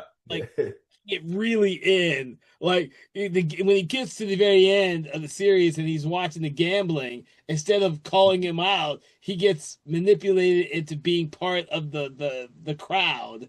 Well, Uh, that one orderly that's really big, like, comes up to him and he yeah, threatens him, and so he has to like go along with it, so he don't because he's worried the guy's gonna beat him up. I was like, well, if you're like the director of the hospital, don't you have a little bit of backbone? Yeah. It works for you, but it's Oh funny. yeah, It's funny. yeah. That's one of the yeah. That's the thing. Like sometimes just to be funny, things like that happen. Oh yeah. So it's yeah, So I was trying to wait as long as I could to see how we wanted to address the fate of little brother before moving on to Drew's or Bondo. So Well, I mean, I guess it doesn't necessarily. I mean, might as well talk about what eventually happens. But he starts wanting her to kill him, yes. and like he don't wants to die. Hook actually comes in and almost kills him at one point, and she stops Hook from killing him. Mhm. Hook is his his his big thing here. It seems to be the thing that's driving him is patients who are going to die anyway and they're suffering. He seems like with this zombie like potion he seems to be wanting to take them out of the hospital, Mhm. and that seems to be his biggest draw from what the zombie thing is, which is his previous like before that he was actually keeping track of anyone who accidentally hurt or killed somebody, and Yes. and in a way saying that they were eventually going to have to pay for it in some way. I And get this. he Go ahead. no, go ahead. Yeah. No, well, I get the sense that Hook, after going through the death experience with the zombie potion, has a renewed sense of life. And the thing is that he does not, in my opinion, doesn't like to see either it being wasted or life being wasted on somebody like the Mona character who is brain dead and is just taking up resources. Yeah. Little brother, they all know will eventually die, and he's gone through all this pain and suffering because Judith doesn't want him to die. And he's saying he wants to die, but Judith isn't willing to go that extra distance for him. She knows, of course, that Kruger could save him if he just gives in to that temptation. Right. And that's something that they're struggling with. I think I mean, they're both like, if they wait too long, they might give into it. And so that's why he wants to die. But yeah, she eventually comes to the conclusion that it has to happen. They strap him up so he can see out the window, but they know that once they unstrap him, he's not going to hold together anymore after Yeah, that. that's a disturbing realization right there. Because it's cool because all he wants to do is be able to see what's outside the window because he's never have because he's been in an incubator and then lying on the bed his entire life, which isn't that long. But they give into his wish to be able to see out the window, so they strap him up in this weird harness thing up up against the wall, while his limbs, his hands, his feet, his body are still growing and extending. And we get this, it's actually really genius in terms of a storytelling aspect because we get to see how long he actually is. Yeah, yeah, yeah. If he was lying down, we kind of missed that because I didn't really take into consideration how fast he was growing when he went from the incubator to the end of the first episode until his big long arms came out to touch Judith. I was like, holy shit, he's grown a lot since the very first image we saw of him. Yeah, yeah. I mean, noted that. And then, of course, throughout the rest of the episodes, he keeps growing faster and bigger and so on and so forth. But by the end, when Judith realizes that her son's in so much pain and he is not going to give in to Kruger's demands, she gives into his wishes, but she wants to Christian him and give him a proper name. Shit, what was his name? Oh crap, I wrote it down. Yeah, Frederick. Frederick. Yeah, So he's Crown Prince is why he wants to be called Frederick. yeah, so they christen him. She christens him, and she gives him a proper name. And then, of course, at that point, she decides to relieve him of his pain and starts to unstrap him from the wall. And what's devastating is that the weight of his body, his bone density and everything cannot keep up with how fast he's growing. Yeah. His bones and everything just tend to fall. The gravity just. Yeah. It's bad. It's bad too because she can't just unstrap it all at once. She has to do one arm at a time. Undoes one arm, and the arm starts ripping out of the socket. Yeah. And it's like one thing at a time, and it's pretty gruesome, pretty horrific. It's pretty gruesome. Really. It's pretty Yeah. gruesome. Thankfully, that we don't see all of the limbs being Yeah. detached. We just see I think the first two because he's screaming. Yeah. Yeah. They cut away. Because that is probably the most devastating thing within the first two series altogether. It's just seeing that because then the next time we come back to him, we see her standing above him and he's on the floor and his body's all mangled and it's just very Yeah. yeah. Yeah, and then she's like, says something like "bring my baby back" or something like that. It's "give me back my child" is what she says, and that is shown through that green point of view, Yeah. and that's one of the last things that we see. Yeah, of her. Yeah. Yeah, Because she literally is crying out for Kruger to help her bring her baby back. It's like, damn, because she's gone through a lot in yeah, this series, despite the fact we see her mostly with her son, little brother. She's gone through a lot emotionally speaking as a character, from not wanting a child to doing nothing and everything for that child. I mean, yeah. And they play that one game that they play that where they go through his life, had he had a life, and so it's kind of heartbreaking too with that. Yeah, that was. Yeah. Yeah, that was heartbreaking too. Like I said, I like his story, Udo Kier's performance. Just it's fantastic. But it is tragic. It is completely tragic, and that's part of all of the apocalyptic doomsday stuff that's relayed to us from the Greek chorus, so to speak. But we're not, even though we're kind of anticipating some of this to happen, we're not really prepared for when it actually does, so to speak. So, but that's what we get from that story there, which is the most tragic out of all of them. Well, I think most of the stories are pretty tragic because of the way that it ends. We don't realize how tragic it is at this point because we're assuming there's going to be another series. Oh yeah, well yeah. But stuff happens at the end of this that we don't realize how bad it is until later on in the next one.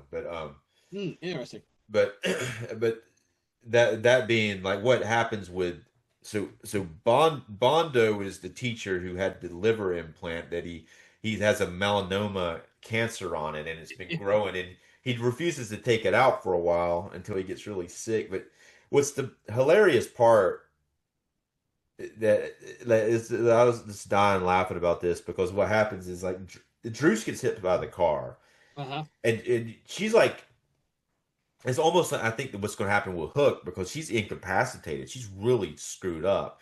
But then they have this healer guy come in there. He's like, I wrote his name down, but it's way far back in the notes. But it's like a healer guy. He's like I don't know where Yeah, he's from, but he's like he's almost like New Orleans type of guy. But it's the witch doctor. witch doctor. Yeah, yeah, yeah. Witch So doctor. yeah, they have him come in there and he heals her and he does it by like eating some of her blood, which you don't realize at the time that he's healed her all the way. But that's kind of cool that it happens because she's incapacitated like Hook for most of one of the episodes, and then he heals her. But then he's walking out, and Bondo's sitting there talking to some doctors. He walks right over to him, sticks his hand into Bondo's stomach or whatever, and you assume he takes out the liver and eats it. He's just like, "Oh, that was good," and walks off. So Well, the thing is that's I forgot it's a fake healing trick that they do. Like, they don't act it's supposed to symbolize that they're taking out the disease part of yeah, someone when they're really not. yeah, And Bondo like thinks that his melanoma has been taken out of him, and he just kind of faints. yeah. But of course, he's smart enough to go back in and see if it's still there, and of course, it still is because the guy is just a witch doctor. But he Uh, but he does heal Druce though. But what do you think he actually ate when he stuck his? I mean, because I've seen these type of witch doctors in other projects before, I don't think he really uh, cured her of anything. He's the wrong doctor for one. You got to remember, Boulder just finds him in the phone book yeah, yeah, yeah, and brings him there. And I think the real doctor shows up eventually, but Bruce yeah, tells him that he's no longer needed. Uh, yeah. But yeah, it's funny. It's funny though. But she has a miraculous recovery though after getting hit like she that. does. She does. But it's funny though. If that was like really the case though, if he like just walked up to Bondo and just after all that exposition with the liver and just ate it, how hilarious that would be. It's Yeah, it would be because all that stuff that he went through to try and get it to have it for research. yeah, yeah. I mean, that's the sort of thing that I mean. Unfortunately, they needed it for the plot, but it's like I guess they really didn't know in a way. But I mean, I guess he ends up having the liver, and he ends up having to get it taken out. Which once he gets it taken out, then he has another problem because now it's made him sick, Yeah, and he has to have a bone marrow transplant. Which it turns out, well, this is hinted at in the first season that Boulder's actually his half brother, and he has the same. He's able to get a bone marrow transplant through him, yeah, and so that's where the tragedy kind of comes into place. That they are going into this surgery, the two of them, and what happens at the end of it, the power goes out, and then Hook's in the basement and then the power guy, the guy who's supposed to be running the power is the guy that threatens Officer Bob because he's got a bet on the ambulance. But he gets Hook. He's like, don't, make sure that you want to reset this because if we don't reset this, if the power goes out, to turn the generator on, then the pretty much everybody who's sick on temporary, like, who's basically on oxygen or whatever is going to die. We're going to lose a lot of patients. The power goes out and Hook's there, so he clearly doesn't. He has no intention of turning it back on, and he actually would prefer it not to be turned back on. It's it, and so you have like characters in bad places. You got like Yeah, Bondo and Boulder in the operating room.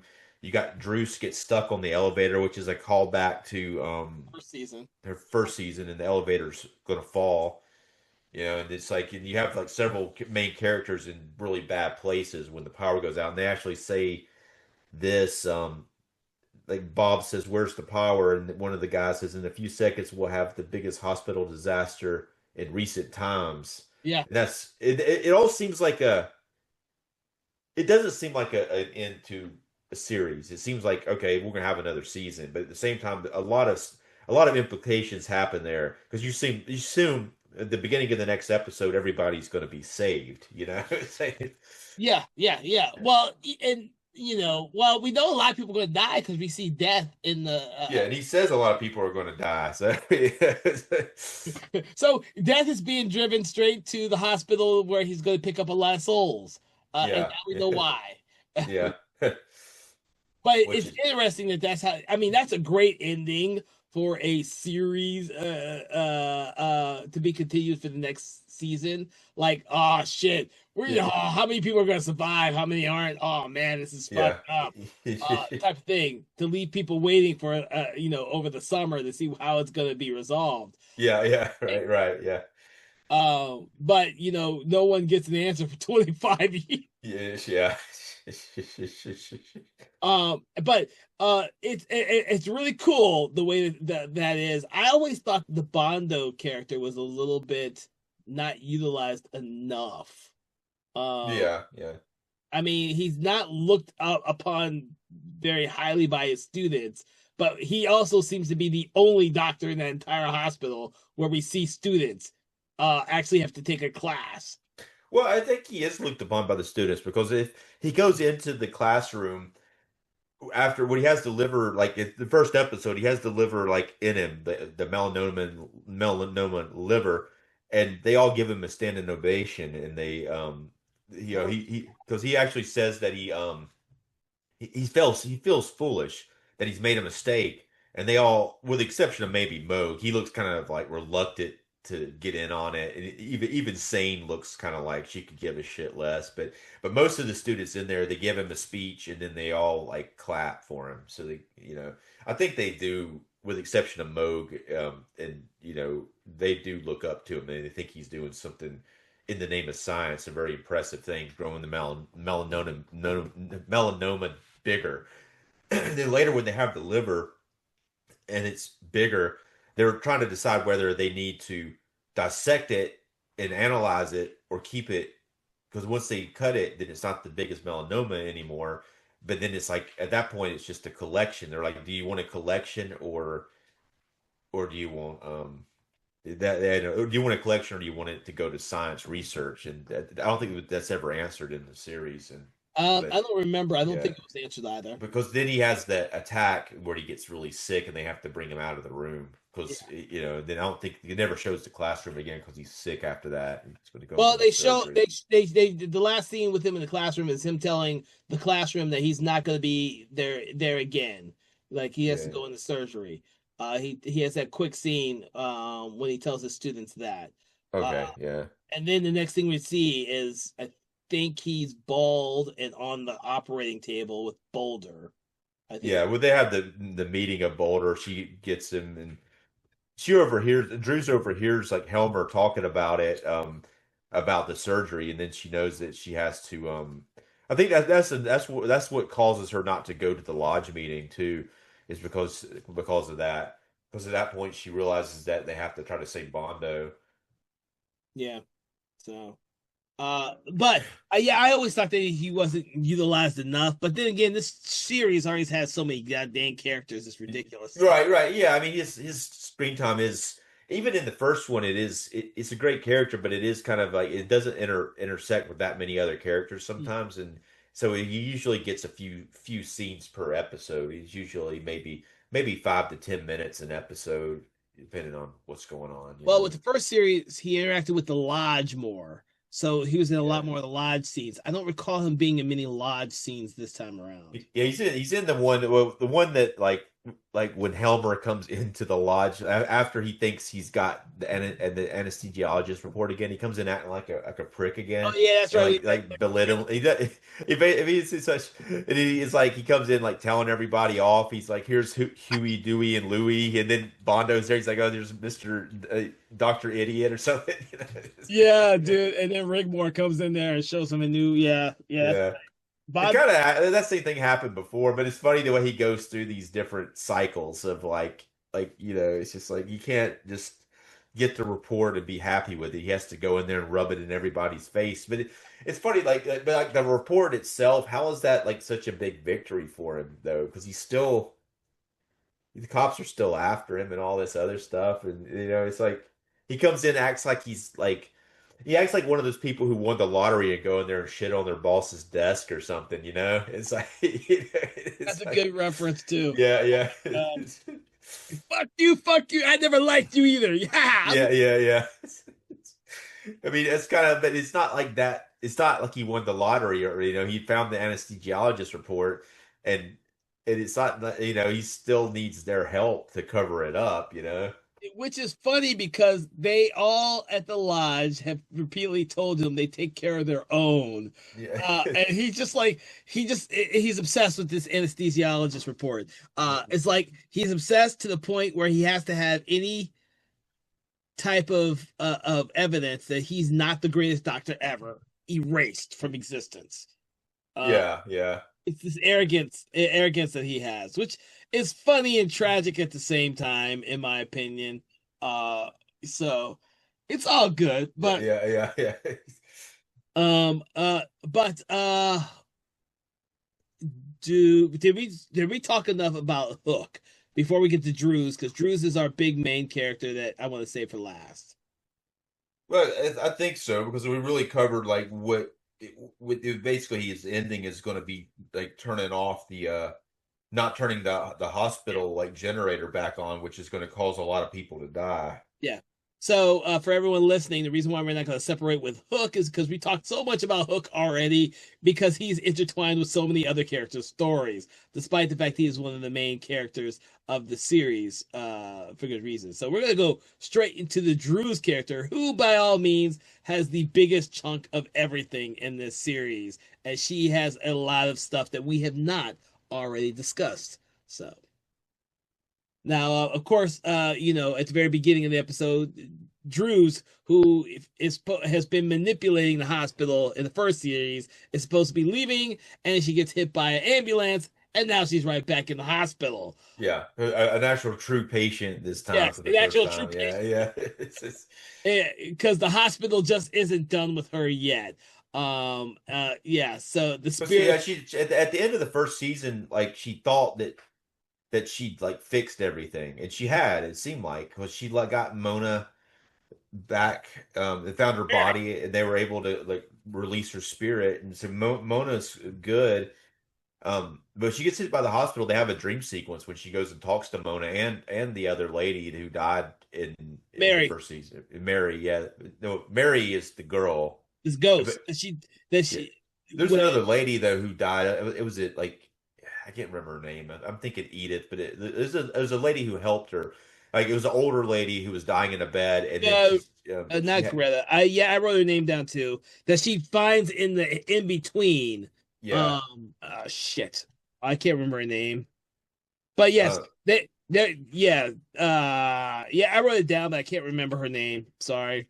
Yeah, but she returns, but she's the one who helped her when she died, and she got her in touch with the spirits after she was already dead. But here she appears in this dream sequence, which may not even be a dream sequence. She actually goes out. It's an outer body experience. She goes out of her body, and the way the first episode ends, it looks like she's on the operating table. They're operating on her, and it looks like she goes. It looks like she's dead. You think that Hook's dead, and then like she goes out of her body like that and goes into this dream sequence in this next episode where she sees that she sees a tiger and birds and all this stuff, and she talks to Mary and the lady, Emma. maybe Annie, Emma, Emma. yeah, yeah. Emma. I had to look it up, dude. Yeah, yeah. So they had, yeah, she gets in touch with them, and it's kind of a cool sequence. It's very It is. David Lynch like, Yes, that's exactly what I saw there. It felt Yeah, like she went into this one room, this purgatory room, and she meets Emma, and Emma's going to show her the way to the afterlife, which Mary stops her. It's like she's not done yet. It's yeah, not yeah, the time. I like that. I like that whole sequence. And then of course Drews comes back. yeah, yeah. She has to come back to the hospital. What's funny is that kind of leads that tiger thing. It leads to like her getting Boulder to go into a dream thing later. But it was funny though because it's part of Boulder has like a I guess part of his porn magazine is like what that image is from with the tiger, and he ends up getting the porn magazine at one point, and he's holding it, and then Moose Guard, who's some reason gets involved with like part of his first thing he does is like with the therapy he wants to get into like these statues of like kind of like porn statues, and he has like a dildo at one point or statue of a penis or something, but It, it erotica, I guess, is what it's erotica. called. Yeah, He erotica. calls it Yeah, erotica. Yeah, yeah, he's supposed to. That's his first thing he gets into, and he ends up getting the dildo. yeah, But kind of forgets he has it when he meets up with Rigmore, and of course he yeah, hides behind a curtain with it, and of course we see the shadow of yeah, him yeah. holding the dildo. And That's like one of the yeah, that's one of the silliest scenes because it's that's like something out of like Hot Shots or something, you know? it is, but Mosgard is the character where that all happens all the time to him. He gets in these Yeah. weird situations like that. But it Uh, looks like yeah, it looks like he's like got his like dick out, like you know, and he's like wanting to show it to her, and she's just like, okay, I'm leaving, you know. It's Well, it doesn't get any better when Helmer shows up and does something similar right behind him too. yeah, yeah. But then, but then, yeah, but then in that scene, like, so Boulder's got the magazine, and then Mosgard comes in, and he's like, "Oh, I know that magazine." And he sits there and has a really awkward conversation with them about the magazine and how good it is. Oh Jesus! It's funny though. It's just like 'cause he's like he knows all this stuff about the magazine, and it's like it's an awkward thing for like two guys to be sitting here talking about a porn magazine, you know. And you tell Boulder's real uncomfortable about it, you know. Yeah, yeah, yeah. And of course Mosgard is like, "Oh yeah, I'm just shooting this shit with my normal employees here." Yeah, The same, very similar thing happens later when he decides he wants to be an intern in the ER. He just seems completely out of place a lot of the times, but he's yeah, yeah. running in charge of the hospital. So. But then there's a part where like Druce goes into a classroom and she's talking to a bunch of ghosts there, and she's like Oh wait, and she's writing on a board for them. yes. So let's before you get to that, I do want Yeah, to mention that after she more or less comes back yeah, from back from being in purgatory, she's still able to see or not see but feel all the ghosts that yeah, are contained within little brother's room. And so that kind of when that happens, she starts to hear all the voice or feel this pressure from all the spirits that she thought she'd gotten rid of, but are still there at the hospital. So she has Boulder go around with that sign that only ghosts are supposed to see to meet her in that auditorium, so she can get to the speak to all of the ghosts at once. yeah. Right, and yeah, yeah. There's And something else about that. It was like the that Mary did say like in the dream yeah, sequence that she wasn't her fault that she did some reason they had to clarify that the hole wasn't open too long. It wasn't her fault. Yeah, I guess they had to add that in for some reason, but but she also tells her that it's all going to end at Christmas. That's when it's something. yeah, yeah, yeah. There's like the Christmas stuff, Yeah, which it's the Christmas stuff, which is yeah, like a reoccurring thing, or brought up multiple times throughout the rest of the series. It's the Christmas thing. So it's good that we went back and kind of clarified that. But yeah, she has that little conversation with all the ghosts in the auditorium, and Boulder's at the very back listening for a few moments before he walks out. But then a friend of hers, and I didn't get his name, but a friend of hers comes to the hospital to find her. Yeah. Well, Um, he's like a. It seems like he is like a chaplain or something like that. Is that's what they right. say They, later. they don't give him a name; they just call him a Yeah. chaplain. That's Yeah. right. He's a chaplain. But it's like it's funny because he shows up, and the first thing I think, oh great, another new character. You know. Oh, I Where thought you, the same yeah, thing too. yeah. I'm like, great. Like, we need more, getting more new characters. Awesome. And then it like, what's funny about that is he gets killed immediately. Well, the funny thing is, he's searching through the hospital for Drews, and they're all, he finds his way to the auditorium, and before he could say much to Yeah. Drews, the evil eye uh kills him in a very graphic way. I was Yeah. like, Yeah. that the It's like, episode ends with him bleeding from his head and everywhere else. It's like, you know, yeah, yeah, it was weird. And it's like, that was something I've forgotten about that part because it's so random. And it's just like he comes in there and then gets killed. And then it's like, he's part of the montage, or the part where in the next episode where Mosgard's working in the ER, when he comes in there with the iodine, and then it's like, oh, this is too late for iodine for this yeah, guy, he's you know. It's this like, guy. It's too late for this guy yeah, yeah, because he's dead. yeah, yeah, And Drews at first thinks that it's the spirits that did it, and she has no idea why they did it. It's not until later that I think when she's with her friend Greta, that she comes to realize that it was a demon that must have killed her friend, the chaplain. yeah, yeah. I think they Yes, think yeah, yeah, they another said friend they show up. yeah, yeah. When she shows up, it's not as bad though for some reason. You know, I feel like she was in the first season too, maybe, but I didn't feel as bad about her to come in. When this guy showed up, it was like, damn, we got another character to take. It's like No, no, Drew's. Yeah, Drew's does have a team of people that hangs around her, that helps her, like her son and that other guy who works in the basement who ends up Hanson. flying the plane later. Yeah, Yeah, Hanson. Yeah. yeah. So he's He took me a while to figure out his name too. I almost forgot it because yeah. he's like Boulder. He just shows up in a lot of those scenes. Is like he's always at the hospital. Uh, Right. It rarely says his name. It says Boulder's name a lot, but it rarely says Hanson's name. yeah. I wrote it down too, but it was definitely one of those where I was just like, I don't know what his name is Mhm. for a long period of time. So, and then wait, where did I get out to? Uh, she and Greta come across the Aj Kruger's demon self. But then now she's on this like crusade. I can't remember what drives her to go to see the hospital from above in the airplane. Do you remember? Well, yeah, yeah. What she said, it's something about the thermal energy, and she calls the weather station to ask them to, or Oh, a meteorologist to check it above the hospital. There's some kind of thermal, like heat wind thing that's happening just above the hospital that she wants to see yeah. up close. With So it. she reluctantly gets Hanson to reveal the detail that he used to be a pilot. Well, he's actually like, Boulder doesn't like it, but Hanson is really into it. You know, he's like which he apparently didn't do very good. He didn't pass his test. He crashed on his test, which you don't find out later.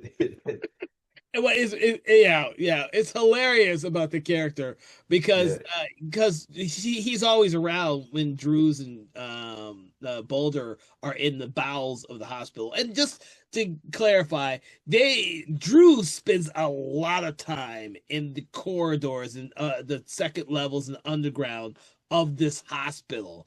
We yeah, see more corridors in this series than we did in the first one. Like it almost seems like the corridors are endless in this series here. Like the hospital is just fucking huge.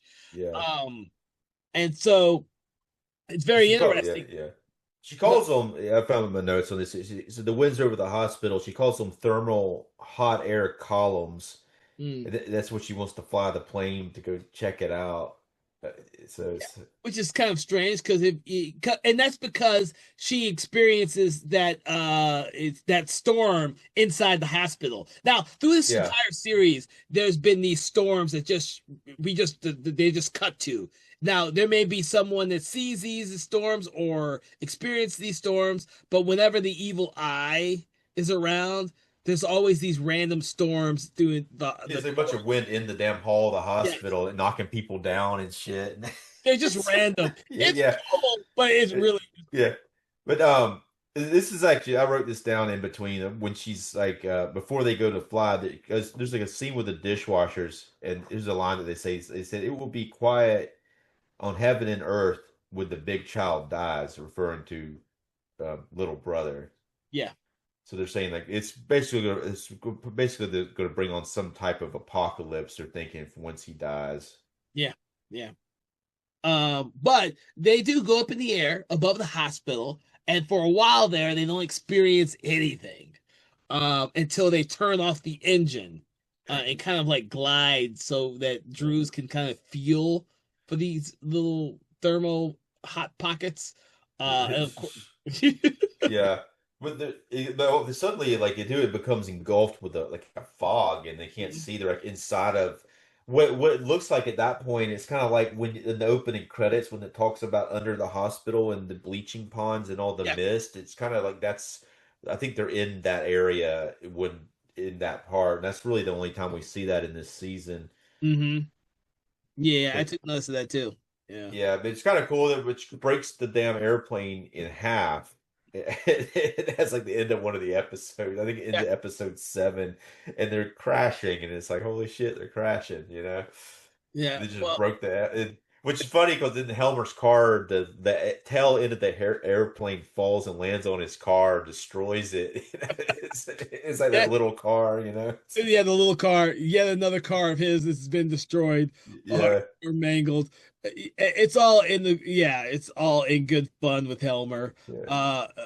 But But it's no, you know what? I'm mistaken about that. Actually, like I was thinking of a little car, but here's actually what happens. Like he gets a brand new Volvo. And that's how the guy gets him to sign the subpoena because he's there with the car, acting like he's there with the car, and he gets him to sign the subpoena. You know, it then the yeah. Do I know? I must have missed that. I don't remember him Yeah. signing. Okay. Yeah. That's how the guy's like. I guess it's his new Volvo, but the guy's sitting there with it. He's like, "Oh, sign this for the Volvo," and he signs it, and the guy's like, "Oh, thanks. I'll see you in court." And then it goes away. But then that's when the airplane tail lands on the Volvo and destroys it. It's like a brand new car he just had gotten, you know. Which it's kind of messed up. I mean, it kind of messes the joke up a little bit that he signed the thing too, because it's kind of like, did he really sign the Volvo paperwork or not? You know, it's kind of hard to say.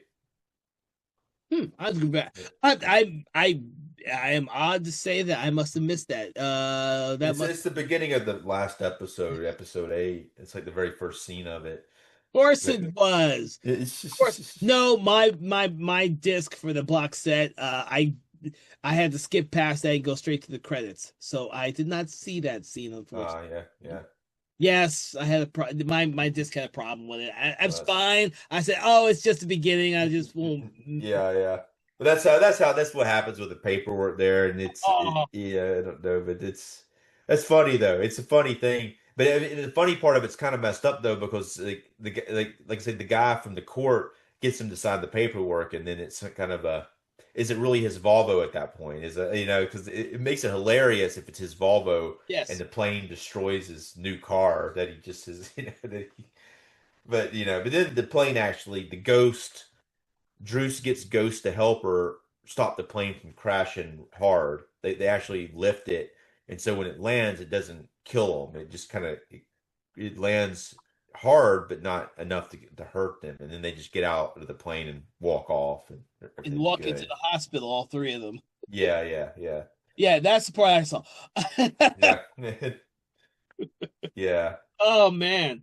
Yeah, it's unfortunate that I missed that scene. I would have loved to have seen the car get trashed on by the plane because that's part of the fun of watching the Helmer scenes outside Yeah, of his fucking car, whichever vehicle he's on or driving or whatever he's doing. So They always that little car was hilarious. So it was like it was so small. I mean, that was great. oh yeah, it's a sight gag, especially when Yeah. he has it in the elevator and he drives it out of the elevator. Yeah. But and then what's funny is like then Druce does this game. Like they come up with this plan. Like, how are we going to find out who the Satanist is? Because they know somebody's worshiping Satan or Mhm. Beelzebub. And they're like, they heard Saltman and Boulder. They used to play this game where they would start naming things, name associations, Yeah. and until they could come up with like say for instance like Boulder, I think had stolen some candy or something like that. I think it's something like that, and then but she was playing with him as then she was like naming like what does this word mean? Like say if like tape, and then they would what's the first word that comes to your mind, and then say measuring tape, and then it's like screwdriver, like so you like a drink, like a screwdriver drink. That's not what they're saying, but that's kind of the name Yeah. association game until they trick them. They say a bunch of it, they get the person involved with it, and then she was like, candy jar, and then he's like, oh, that time I stole the candy or whatever when I was young or something like that, and then she's like, I knew you did it.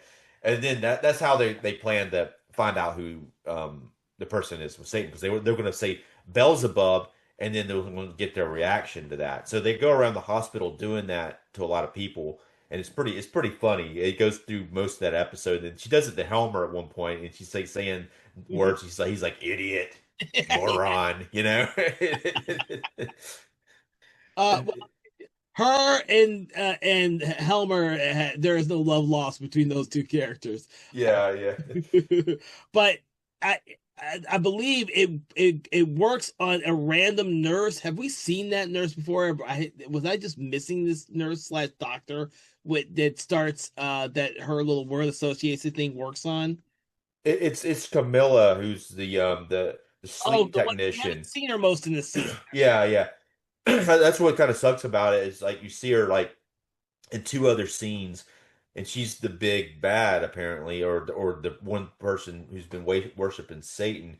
Now, what causes all that to happen though? They actually get really crazy scene. They go down into the basement and they catch all these people doing like some kind of really weird like Ritual. ceremony Yeah. ritual in the basement. So they're worshiping some kind of like demonic entity. There's a lot of people, and they're all in robes, and she follows one of them up, and that's why they have to start trying to figure out what that is. They also have that dream sequence. I think that she has Boulder go in to like a hypnosis sort of thing and go into this weird dream to figure some of that out, and that's when he finds it's when he finds the tiger. He has a dream with the tiger and all that, which is like the hospital. I guess the hospital's sick. The tiger has a bloody claw, which the tiger is representing in the hospital, and so they know that the hospital's sick and they need to heal it. Yeah, yeah. It's interesting that the title of the Kingdom Hospital, Riget, sadly, Yeah. is spelled backwards as tiger, and of course that plays into that whole thing. I thought that was kind of clever. And Yeah. of course, that's something that Boulder knows a lot. Can readily recognize as a tiger. So we get Yeah, the simplest guy to use for this whole sequence. what's funny, it's actually they make it fairly comical because he's in there and she get like there's a what is it, a serpent or snake or something, and she's like turn into something to fend yourself off, and he turns himself into a penguin, which Penguin. is like, and she's like, why on earth would you change it into a Well, we see that penguin? sequence where he's flapping his arms up and down, Yeah. himself into a penguin Yeah. because the penguins flap his arms up and down, and it's hilarious. I was thinking that the tiger was just going to eat the penguin at some point, but that doesn't really happen. Yeah. But He wakes up and gets out of it. I guess it might have been really bad had the snake eaten it. Was the tiger like is the tiger's the one doing it, but the tiger actually is the hospital though. yeah, so But yeah, there's also birds and a snake, and the snake is what's endangering the hospital. I'm not sure exactly what the birds mean. Um, I seem to want to think that they mentioned it earlier, but I yeah, can't remember. I've forgotten. I didn't write that down. I know I didn't write that down. Yeah, and that's why she has to get the poster, and when she gets the poster from the porn magazine, then she sees that's when she sees the tiger's wounded, and they have to that I mean that's I guess and then they start to look for the what's causing the hospital to be wounded, So and that's when they end up with this Satan thing, and then the when they trick her and she says Beelzebub, and she's like Grand Duke yeah, is her response. It actually has Grand Duke in the 2025. Like, William Dafoe plays him in it. It's pretty awesome. yeah. But, I'll need to go back and well, we're gonna watch the third part of this, but I yeah, need to go back and watch Kingdom Hospital as well. yeah. I could only find that on DVD. I did buy it off of eBay. It was really hard to find, but I got a pretty reasonably priced off of eBay. They don't have a good copy of it at this point, other than the DVD, which is okay. It's not the worst copy, but it's okay. Most of his TV miniseries and series are only on DVD. I don't Yeah. think that a lot of them have been ported over to Blu-ray or anything more than Blu-ray. But they've been starting to do some of them. They got like Shining. They got another one. I'm trying The to remember what it was. famous ones. Yeah. You know, there's like 100+ adaptations of Stephen King material, and a whole shit ton of them have not been Yeah. upgraded past DVD. So, Right. There's like Langoliers and what's that one? I have a VHS copy of it actually. It's like what, oh, man, the one where oh man, it's like the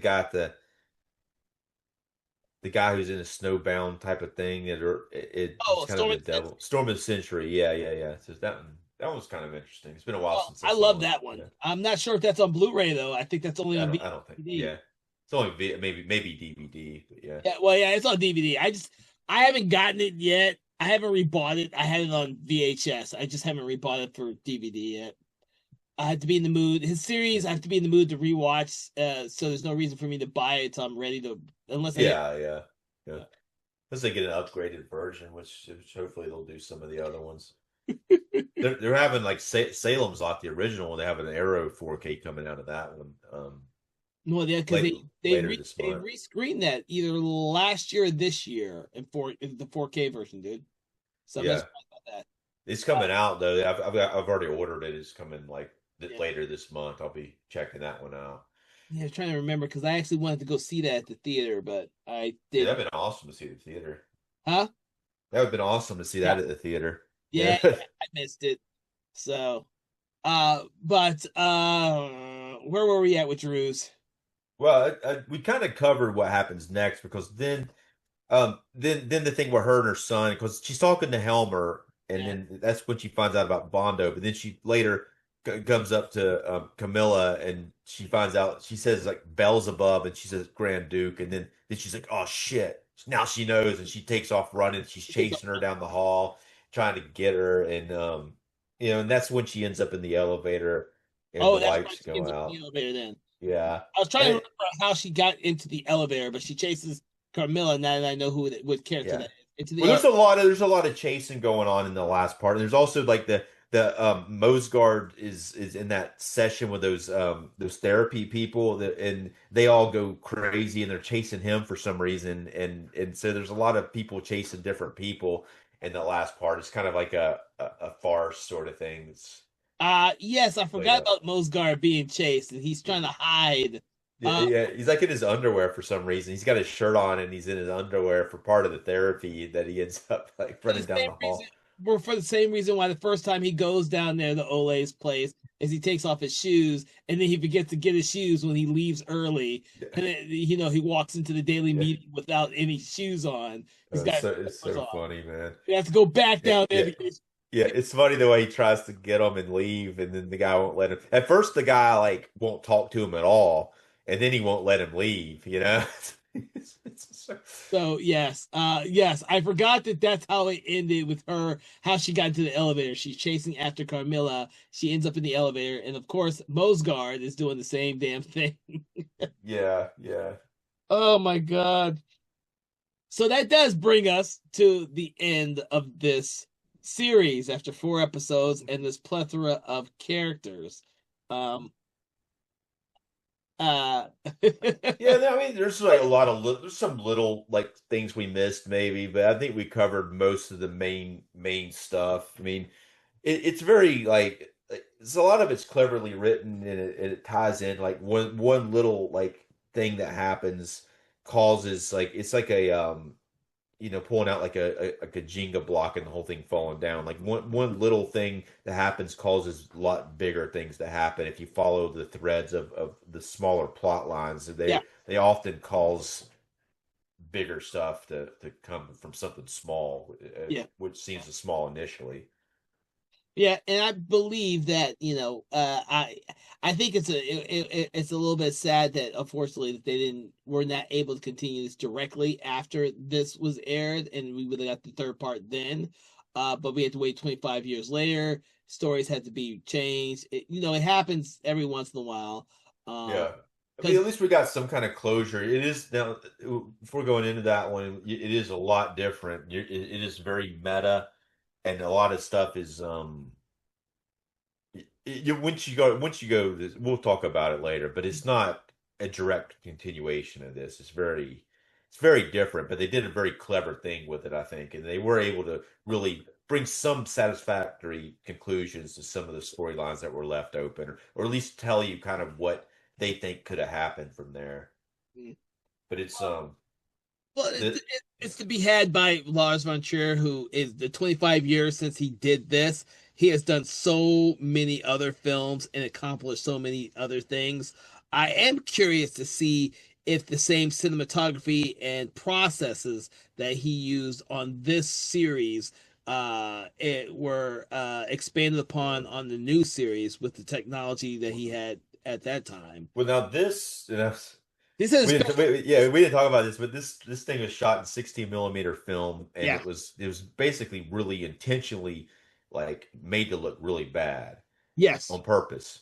Um, they don't do it as much in the newer one. They kind of mimic it a little bit, but the newer one starts off really good looking, like normal, and then it kind of goes into this. Eventually, it'll go into this when it makes sense, but it doesn't ever do it as bad as it looks in this. Hmm. Again, it was on purpose, and it's still. I guess they were afraid to make it look as bad as it did on these original ones for the new series. I guess maybe they were worried that people wouldn't watch it if it looked like it did.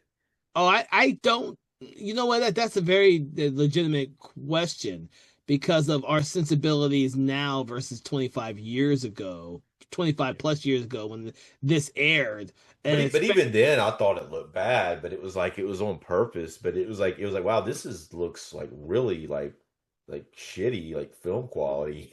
so well because a lot of the times it looks like it was shot on video. Like if you were watching Japanese video films shot on video from this same time period, they would look like this. But he shot it on 16 millimeter and he made it look like this on purpose. Yeah, it was. Yeah, it was. He said he actually did extra stuff to the film Yeah. processing to make it look even worse than it did. He's like, this looks too good. We got to make it look worse. Well, yeah, yeah. Well, keep in mind that when was this again? 97. So he was in the midst of the whole Dogma 95 Yeah, yeah. aesthetics, which were all about, using available light as little artificiality as possible. And he probably wanted that same type of look that you would get if you shot it on Yeah, video. yeah, and Shot, it looks like that for the most part. yeah. I mean, there's a lot of that in this. Yeah, yeah. I like the look of this. Even when I saw the first series at the theater, when I saw it then, it was something I hadn't seen before. Yeah, So yeah. It's like they kind of drained the color out too, so it yeah, almost has a little sepia type of tone to it. yeah, they mentioned the details on the DVD, in the booklet about the Yeah, process they went through to craft this series. They tried to emulate that. Like they went through and cleaned up everything in the original. They had all the original materials and film for this film. When they okay, redid the new version, they yeah, yeah, went back and redid everything. The audio mix and everything they went back and redid. Which is why on our box set they have two different audio mixes. on there because they went back and redid everything, and they Right. purposely went back to make it look the same way, as close to the same way as they could when they originally aired. Right. Well, they had to redo it because they wouldn't have been able to upgrade it to Blu-ray because it still you still want the fine detail in there. Like Mm, if you were to just to upgrade it from the VHS copy, it would look like you wouldn't have the fine detail, you no, know. So it's no. yeah. So yeah, it will be interesting for me since I haven't seen part three, to go over and see how it looks because I am very curious. Yeah, yeah, it's a lot different, but it's we'll talk about it later. But there's some stuff I think they did really good with it, and there's some things that I'm not gonna say bad, but it's some things that I thought was a little like I wish they'd gone a different route. But I think it does put closure to everything though. yeah. So overall, what did you think about this second series, part two? I mean, I liked it. I thought it was a great continuation of the first one. I wish they'd have been able to do the third one. It definitely like feels like, which is hilarious in a way, just like the first one. It ends with this cliffhanger, and it's like, what next? So I thought it was an appropriate continuation. I thought all the elements were there that we had in the first one. It feels like the first one. They really do callbacks to the first one. They do Yeah. they do a good job with the characters. Yeah. The only thing was I just like And- if they knew this was going to be the end, I'm sure they would have went a little bit bigger with it a little bit, but they do end it in a way that's like, but the hospital lights going out and there's about to be a catastrophe, but we're not seeing the catastrophe yeah. is a little disappointing, but and it does kind of leave you with what happens to these characters next. But it's not as like it's not as big as the Twin Peaks ending, which the Twin Peaks had a similar situation where they knew they were getting canceled. So David Lynch like made like the biggest cliffhanger ending of that I think of probably any show, and then it's not as big as that because that's a cliffhanger that you're like holy shit with this one you're like a little like it's a cliffhanger but you don't feel it you don't feel the weight of it like you do with the Twin Peaks one Mm, interesting. because Yeah. if they had done something, if they like, but of course, if they just done another couple of scenes to make something really crazy, like the first one with the Udo Kier's head coming out of Judith's Yeah. Judith's vagina, that was an ending that's like holy shit, what? What? They didn't do anything that crazy with this ending. No, no, no, no. I don't think so too. And I don't think the ambulance driving into Moog and Sane is the same equivalent, to be honest with you. Yeah. Uh no, and the fact that Helmer stays in the room looking for Mona's body is not nearly as like doesn't give you that punch like the very end. Yeah. So Yeah, yeah. I mean, this emotional ending with Judith and little brother and Bring Me Back My Child. Actually, the very last shot of it is she's like, "Bring me back my child." Close up of Udo Kier, like Og Kruger in green, like he mhm. hears her, and then it shows a watch out of the exterior of the hospital, and then it kind of does a fade to the credits. Yeah. And then we get Udo Kier saying his little saying at the end, like normal. Well, not Udo Kier, Like Udo the Kier, Lars von Lars von Trier. Yeah, Trier. yeah, yeah, yeah. Comes out and he's just like, I just ended with a cliffhanger. You're never gonna see the end. But you have to take the good with the evil. Yeah, yeah, yeah, yeah, yeah. Good with the bad. Yeah, I mean, which is a great saying. I And the thing is, I like him saying all that stuff at the end. I do in each episode. I find it hilarious, interesting, because he doesn't get to do it that often. I think the most I ever see him talk was probably in the Five Obstructions, when you watch that project. But I overall, after I got past the first episode, because the first episode did drag for me. I enjoyed most of the rest of the series. Um I had no I did I enjoy it as much as the first one? No, but that's because I saw the first one at the theater. I was engulfed in that when I watched it. yeah, This one, because I was at home watching it, I was not nearly as engulfed, or I would have enjoyed it the a hell of a lot more. That being said, yeah. I will probably enjoy the hell of a lot more the second time I see it, depending on how well I receive the third part, because then I'll decide whether or not I need to go back and rewatch the whole thing again. Yeah. Well, I think it does bring an appropriate conclusion. It's nice that they have it. What do you think? You think ending with this would be better than if they ended with this and we didn't have a third conclusion? A third like series? What would be your thoughts on it after I seeing would this? think this would have been a horrible ending for the series because it left me with too many questions and with characters I wanted to know more about. It's like watching an American soap opera for like 4 months every day, Monday through Friday for 4 months, and then ending it on a cliffhanger, and then you never knowing what happens to the characters after that. Even though Right. we know their lives started before I started watching the soap opera, and I know that their lives are going to continue after. I want to watch. I want to see more because I've been watching it every day for 4 months. Um, and this feels like a soap opera that I can watch and enjoy because it's funny. It's got some gruesome parts in it. The characters I generally like I didn't have a problem with the Christian and Sane character. I just don't like Sane character in this one. Yeah. I'm not like saying not don't have the character in the movie. I'm just saying, But yeah. I mean, actually, I like the actress who's doing it pretty good. You know, yeah. The idea that these hospital workers are fucking manipulating urban legend of the hospital in order the ambulance driving every night at the hospital and then gambling on it is just fucking hilarious to me.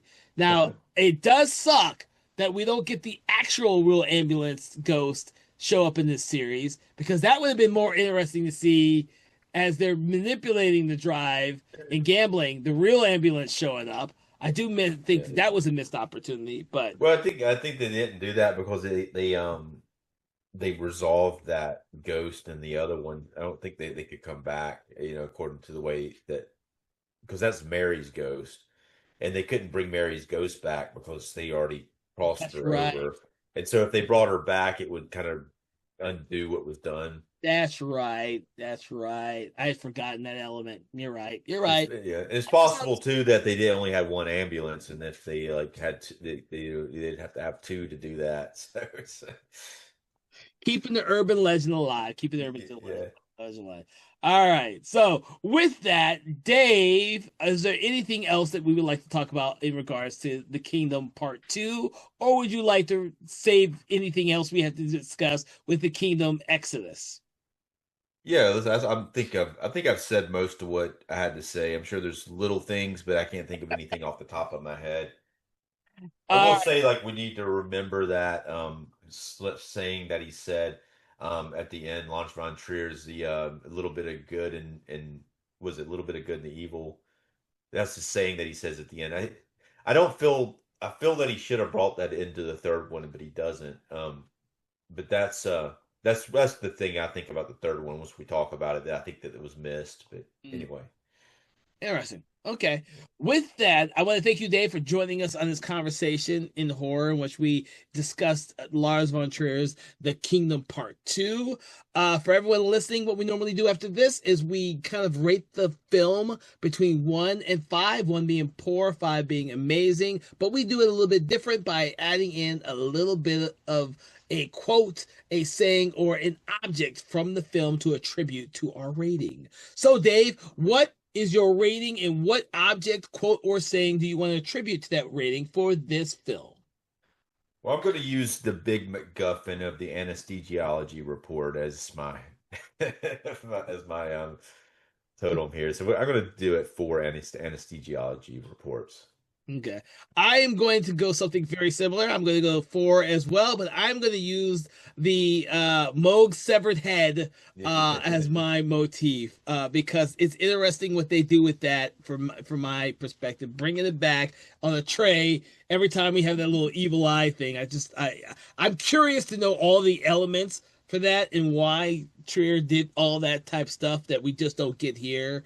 I'm hoping my eyes will be opened in part 3, the Exodus. But if not, I will have to wait until I read another book on Von Trier's career, because they're out there. I just haven't read one where he mentions this process for making the kingdom. So, with that, I hope everyone who's listening had a great time listening to us talk about the Kingdom Part 2. Please make sure to check out the previous episode that we did on the Kingdom Part 1. And you need to like, share, follow, subscribe. Do that thing you do with your favorite podcast, your favorite podcast app, Spotify, or YouTube, so you never miss an episode, because we will have one on the Kingdom Part 3 Exodus coming up soon, among other great films. And also, please make sure to check out our other podcast, Conversations in the Hammer Studio Horrors, which delves into the amazing film oeuvre of the Hammer Studios from the 60s, 70s, and 80s. From all of us here at Something Wicked Entertainment, we hope that you've enjoyed this program, and we will see you on the next episode. Conversations in Horror is a Broken Lighthouse Pictures production, written, produced, and directed by Kevin L. Powers, executive producer Kelly A. Inoka. All contents and material from this episode of Conversations in Horror is copyright 2025 Broken Lighthouse Pictures.